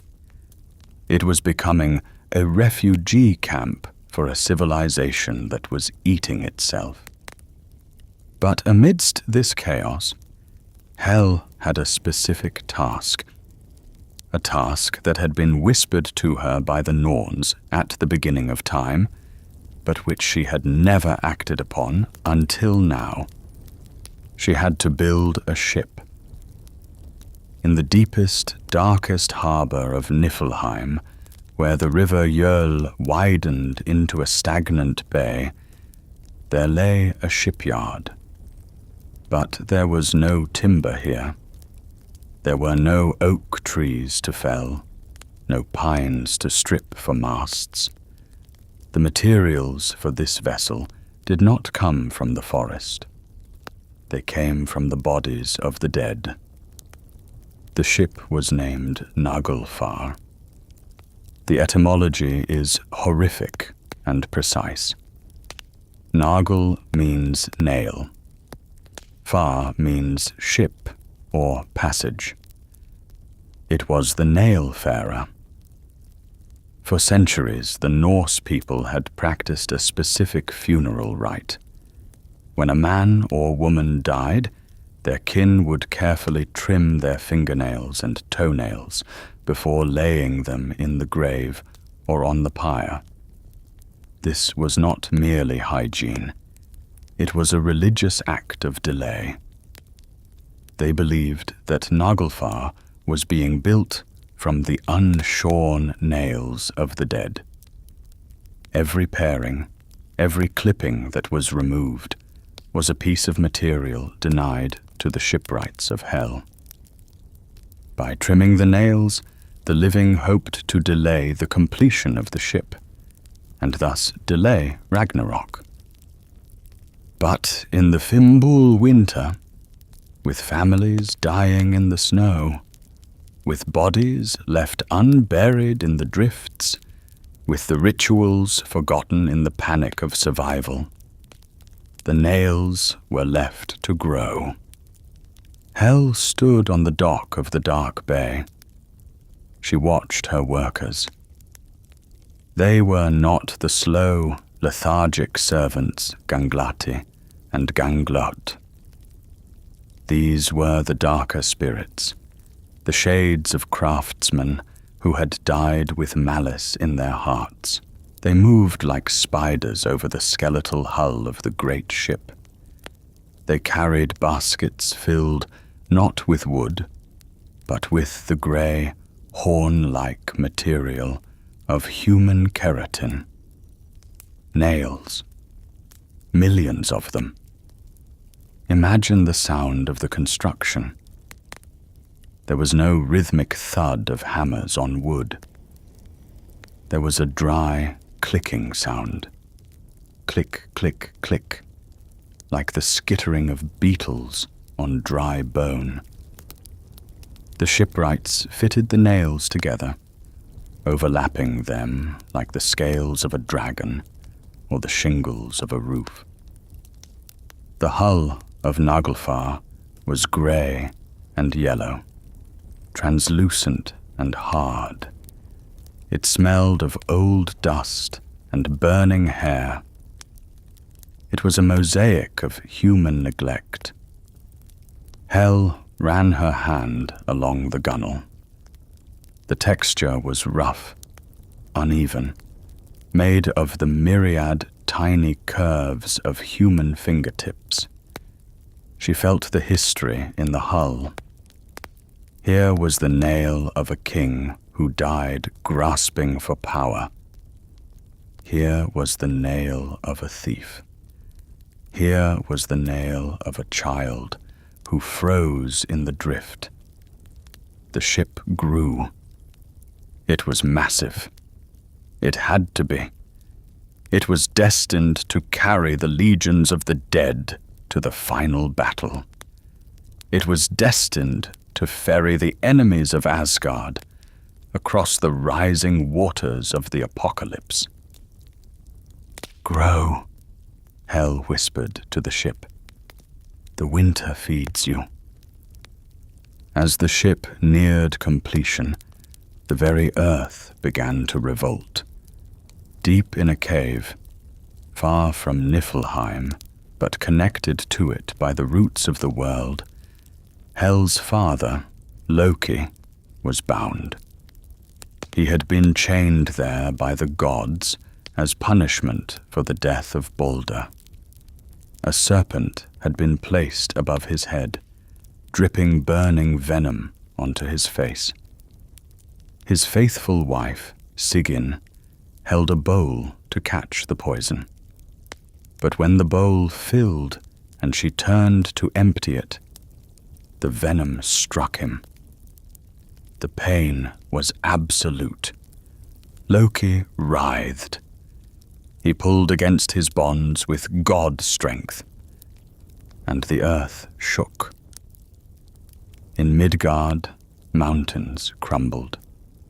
In Asgard, the golden cups fell from the tables, and in Helheim, the ice cracked. Hel stood in her shipyard and felt the ground heave beneath her feet. She did not stumble. She knew this vibration. It was the heartbeat of her family. It was the signal. The earthquake shattered the heavy iron fetters. The rock split. And then, silence. The howling began. At the entrance to the underworld, in the cave of Helvegr, the hound Garm woke up. He had grown monstrous in the dark, fed on the blood of the wicked. Now he sensed the end. He threw his head back and unleashed a howl that shattered the remaining silence of the 9 worlds. Ger Garma Mjök Fiera Gnipahelier. Garm howls loudly before Gnipahelier. It was the war cry of the underworld. Down the long road of Helvegr, a figure was coming. He did not walk with the shuffle of the dead. He walked with a limp, perhaps, from the long confinement. But his stride was purposeful. He was shadowed, scarred, his face burned by venom, his eyes burning with a chaotic, triumphant light. It was Loki, the trickster, the breaker of worlds. He walked up to the gates of Grill. They were already open. He walked through the courtyard of Eljudnir. He entered the hall. Hel was waiting for him. It was a reunion of monsters. The father who had been bound, and the daughter who had been banished. They looked at each other. There was no need for words of affection. They were beyond that. They were creatures of function. Loki looked at his daughter. He saw that she had not just survived. She had thrived. She had built an empire that dwarfed the realm that had rejected her. He looked at her blue side, her dead side, and he smiled. It was a smile that promised fire. "The ship," Loki asked. "Is it ready?" "It floats," Hel replied. Her voice was cool, detached, the voice of the administrator handing over the keys to the general. "And the crew?" "They are waiting." Hel led him out of the hall, down to the dark bay. There, Naglfar bobbed on the black water of the swollen river. It was complete. a ghost ship made of dead men's grasping hands. Loki stepped onto the deck. The ship creaked, a sound of 1,000 fingernails rubbing together. He took the helm. He looked out over the sea of mist. "Wake them!" Loki commanded. Hel raised her arms. This was the moment she had been created for. This was the reason Odin had sent her down. He thought he was giving her a prison. He had actually given her a recruitment center. She spoke a word that has no translation in the tongues of men. It was a word that reversed the entropy of the grave. It was a command to stand. In the courtyards of Eljudnir, the shades stopped their aimless wandering. In the deep dales, the wanderers stopped their walking. In the hall of sickness, the curtains of bleak Underworld were torn down. The dead stood up. They did not come back to life. Their flesh did not return. They remained grey, cold, and silent. But their eyes changed. The lethargy was gone, replaced by a cold, singular purpose. They were the Daudir, the dead legions. They marched. They flowed out of the hall like a river of grey sludge. They filled the docks. They boarded the ship Naglfar. They packed onto the decks until the gunwales sat low in the water. But Naglfar was a magical vessel. It could hold them all. It expanded to fit the hate of its cargo. Hel watched them embark. She saw the faces of men she had watched die. She saw the faces of kings she had humbled. Now, they were her gift to the end of time. Loki stood at the prow. He looked back at his daughter. "You do not come?" he asked. It is a point of contention in the myths. Some say Hel marches with the dead. Others say she remains. But the truest interpretation of her character is that of the warden. She is the location. She is the state of being. She does not leave because she is the realm. "I am the anchor," Hel said. "I hold the root. You go, break the world, and when it is broken, bring the pieces back to me." Loki nodded. He turned his face to the north. The final sign appeared. The cock, the soot-red rooster of the underworld, crowed. Gala Gulinkambi. The golden-combed cock crows. But down here, it was the soot-red cock of Hel. It crowed a jagged, rusty sound. At that signal, the moorings of Naglfar snapped. The ship of nails drifted away from the dock. It caught the current of the Jarl, which was now flowing not with ice, but with the rising, boiling waters of the abyss. The great wolf, Fenrir, had broken his chains in the upper world. His jaws were open, the lower jaw touching the earth, the upper jaw touching the ski. He was running. The Midgard serpent, Jormungand, was thrashing in the sea, creating tidal waves that lifted Naglfar high onto the flood.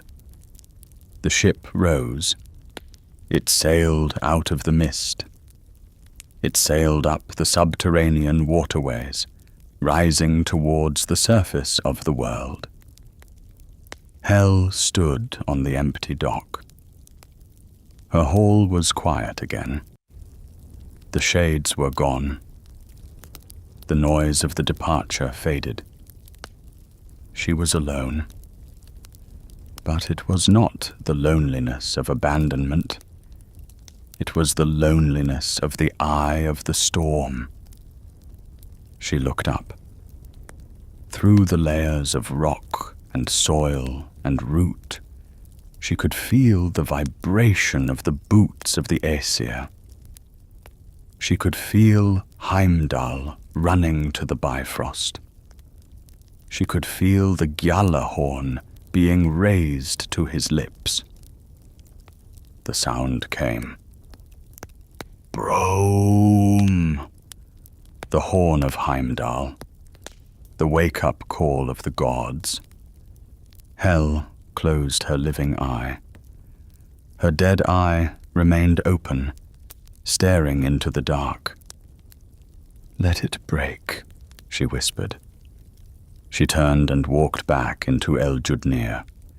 She went to her high seat, where the light of Baldr still shimmered faintly, a hostage pearl in a box of lead.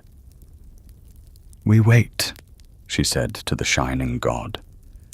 They will fight, they will burn, and then they will all come here. The war was for the living. The aftermath belonged to her. Outside, the sky split open. The sons of Muspel, the fire giants, rode down from the south. The frost giants marched from the east. The dead sailed from the north. And on the plain of Vigrid, the field chosen for the slaughter, the armies began to assemble. The long winter was over. The age of fire had begun. The silence of the grave was broken. The silence of the world was about to follow. Hel stood alone in the vast, echoing emptiness of Eljudnir. The shades were gone.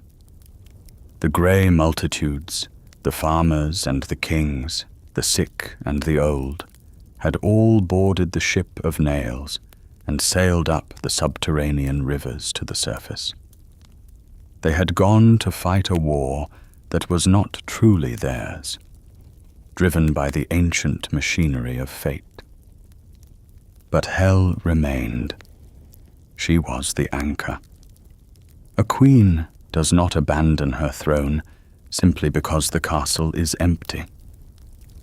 She walked through the deserted halls. Her footsteps on the damp stone sounded loud and unnatural, without the rustling whisper of the dead to mask them. She passed the table of hunger, now bare. She passed the bed of Kur, now cold. She walked to the great iron gates of Grill and looked out. The sky above Niflheim, usually a ceiling of impenetrable grey mist, was changing. It was turning red. Far above, in the realm of the living, the Battle of Vigrid had begun. It is difficult for the human mind to comprehend the scale of Ragnarok. We think of wars as events that happen on the earth. But this was a war of the earth. The battlefield, Vigrid, was 100 leagues wide in every direction, a killing floor chosen by the cosmos itself. Hel did not need to see the bloodshed to know what was happening. She felt it. She was connected to her family by threads of dark magic that pulsed with every blow struck. She felt the first great tremor when the Bifrost bridge shattered. The sons of Muspel, The fire giants, led by the black-skinned Surt, had ridden their horses of flame across the rainbow.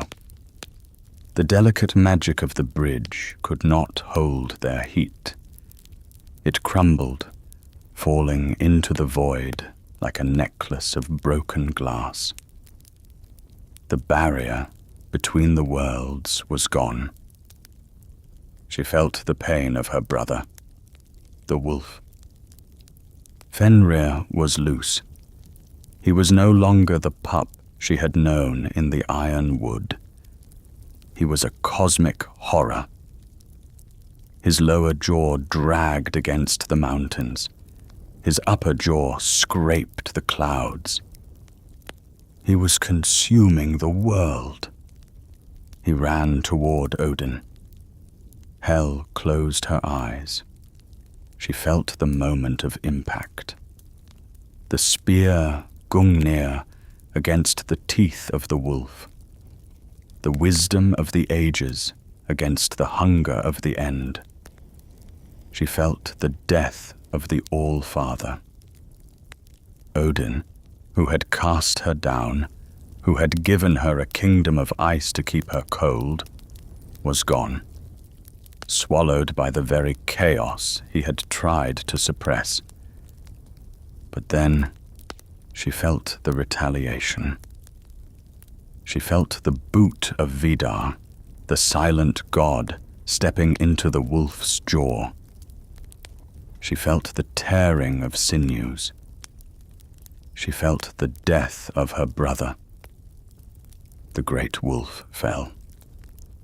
The hunger was satiated by death itself. She felt the death of the serpent. Jormungand had risen from the sea, poisoning the sky. He had met his old enemy, Thor. They fought in a storm of lightning and venom. Hel felt the hammer, Mjolnir, strike the skull of the snake. She felt the life force of the reptile snap. But she also felt the poison taking hold of the thunder god. She felt Thor take his 9 final steps. She felt him fall. Order and chaos died together. The equation balanced out to 0. But the sharpest pain came from the cave of Gnipahelia. Garm, her hound, her guardian, the one creature that had stayed by her side in the dark. He had broken his chain. He had lunged at Tyr, the one-handed god. They killed each other. The dog ripped the throat of the god. The god pierced the heart of the dog. Hel stood at the gates of her fortress and let out a single breath. It was a cloud of frost that froze the moisture on the iron bars instantly. "They are all gone," she whispered. The family of the iron wood was dead. The family of Asgard was dead. The only thing left was the fire. Surt, the fire giant, seeing that the gods and the champions were dead, raised his sword. It was brighter than the sun. He did not just strike an enemy. He struck the world. He flung fire across the 9 realms. The heat was instantaneous. In Niflheim, the ice began to scream. The glaciers that had stood for eons cracked and carved, sliding into the boiling rivers. The mist evaporated. The dampness, that defined Hel's realm was burned away in a flash of steam. Hel retreated into her hall. She walked to the high seat where Baldr sat. The god of light was calm. He was the only being in the universe who was safe. he was already dead. The fire could not burn a ghost. "It is ending," Baldr said. "It is changing," Hel corrected. She stood before him. The heat was rising. The stone walls of Eljudnir were beginning to glow with a dull red heat. The permafrost was melting, turning the floor into mud. "You must go," Hel said. "Go?" Baldr looked at her. "The gates are locked. You hold the key. The contract stands." "The contract was with the world that was," Hel replied. "That world is burning. The terms are void." She reached out her hand, the blue, skeletal hand of death. She touched the cheek of the beautiful god. "The cycle turns. The Norns have dropped their threads. There is no more past.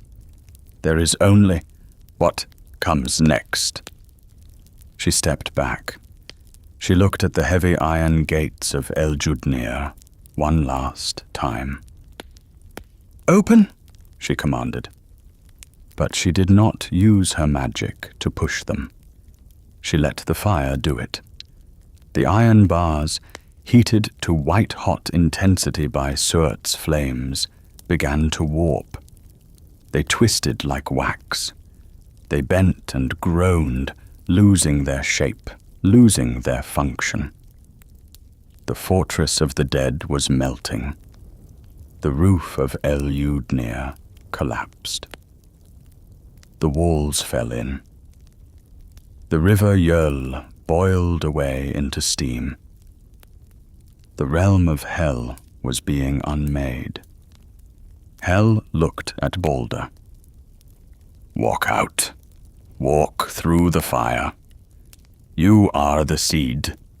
You are the memory of the sun." Baldr stood up.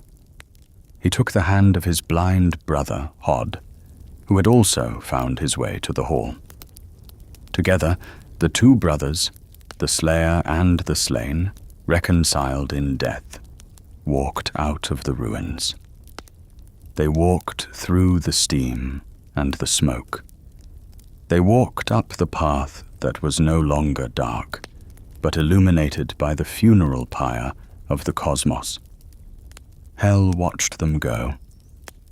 And then she was alone in the fire. The myths are ambiguous about the fate of Hel herself. Some say she perishes with her realm.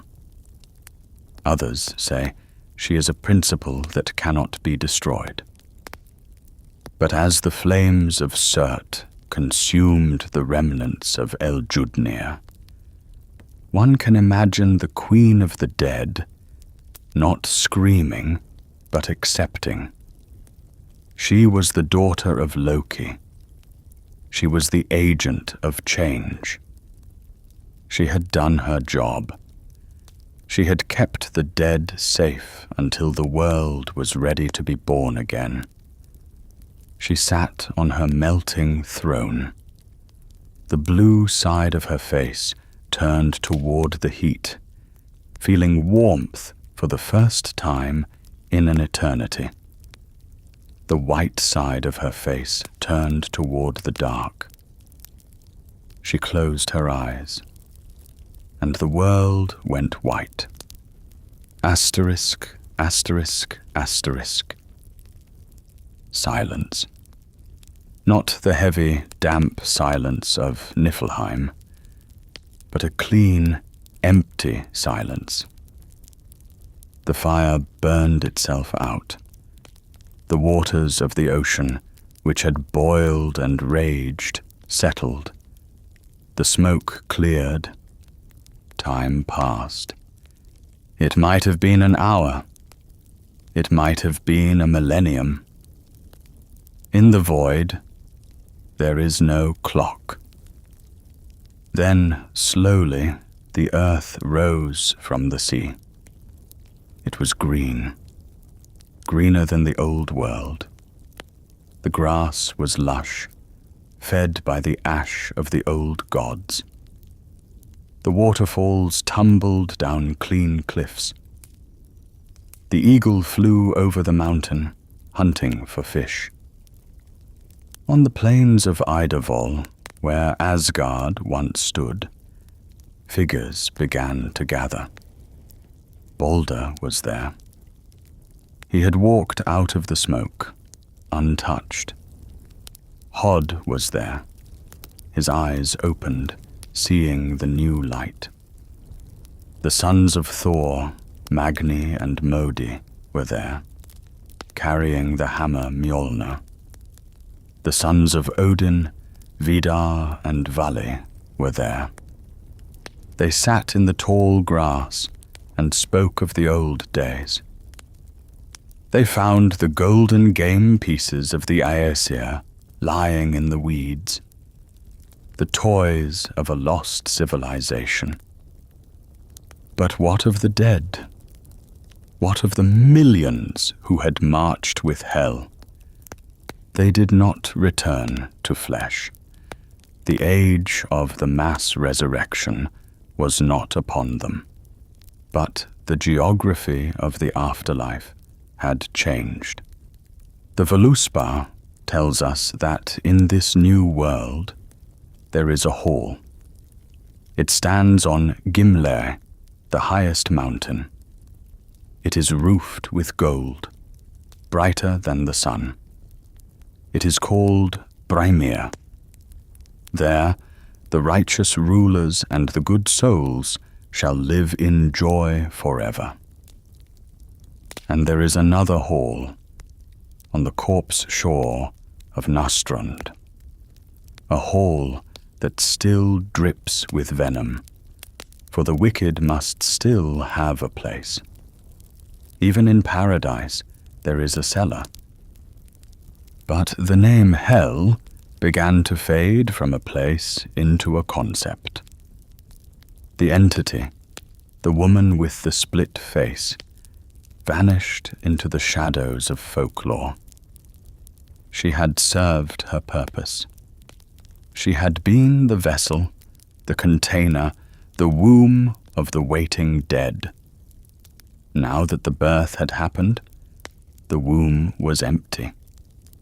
Yet she left a legacy that would outlast the gods themselves. Thousands of years later, when the long ships had rotted and the temples had fallen, the name of the goddess remained on the tongues of men. It traveled across the North Sea. It landed in England. It merged with the Old English word helan, meaning to hide or to cover. It became Hel, but the meaning changed. The missionaries who came from the south brought with them a book that spoke of a pit of fire, of eternal punishment, of a devil with a pitchfork. They needed a name for this place in the language of the Northmen. They looked for a word that meant Underworld. They chose Hel. And so the cold, grey, misty sanctuary of the goddess, a place of rest, of sleep, of dull but painless existence, was transformed in the popular mind into an inferno. The stumbling block became the gates of damnation. The sick bed became the rack of torture. The goddess who offered a home to the weary became the symbol of absolute evil. It was the final tragedy of Hel.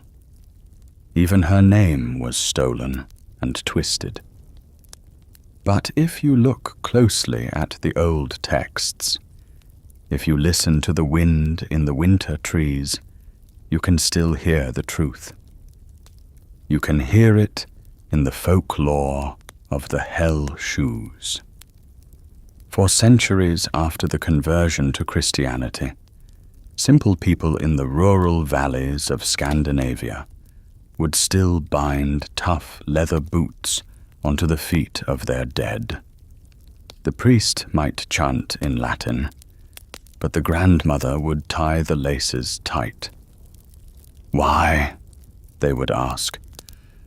"Because the road is long," she would whisper, "and the stones are sharp." She will check their feet at the bridge. They remembered. They remembered that death was not a judgment, but a journey. They remembered that someone was waiting at the end of the road, not a devil, but a hostess. And even today, the archetype remains. We see her in the face of death, the pale, cold stillness that is terrifying, yet strangely peaceful. We see her in the duality of nature, the winter that kills the flower so that the spring can be born. Hell is the necessary shadow. She teaches us that darkness is not the enemy of light. It is the canvas upon which the light is painted. Without hell, there is no Baldr. Without the silence, there is no song. Without the end, there is no beginning. Imagine her one last time. Not as a monster, not as a villain, but as a woman standing on the edge of a new world, watching from the shadows. Her work is done. The fortress is gone. The dead are free. She turns away from the light of the new sun. She pulls her hood over her half-blue face. She walks back into the mist, fading, dissolving, becoming the mist itself. She is the secret keeper. She is the hidden one. And as long as there is a grave dug in the cold earth, as long as there is a final breath taken in the dark, hell is there, waiting, watching, protecting the rest of the weary. Asterisk, asterisk, asterisk. The fire in our hearth has burned down to embers. The shadows have reclaimed the corners of the room. The story of the Mistress of the Nine Worlds has come to its end. We have walked the iron wood. We have crossed the screaming river. We have stood before the throne of the half-dead queen. And we have seen the world burn and rise again. It is a heavy tale, but also a hopeful one. For it reminds us that even in the deepest darkness, there is structure. There is a place for everyone. No one is truly lost. They are just hidden. If you have found comfort in the cold beauty of Niflheim, if you have enjoyed this journey into the shadows of the north, please take a moment to leave a like on this video. It helps the channel grow, and it helps us keep the old fires burning. Subscribe to Hearths of Myths for more deep dives into the ancient stories of humanity. We have many more roads to travel, many more gods to meet, and many more mysteries to uncover. Until next time, may your shoes be sturdy, may your bridge be silent, and may you find peace in the quiet moments of your life. Sleep well.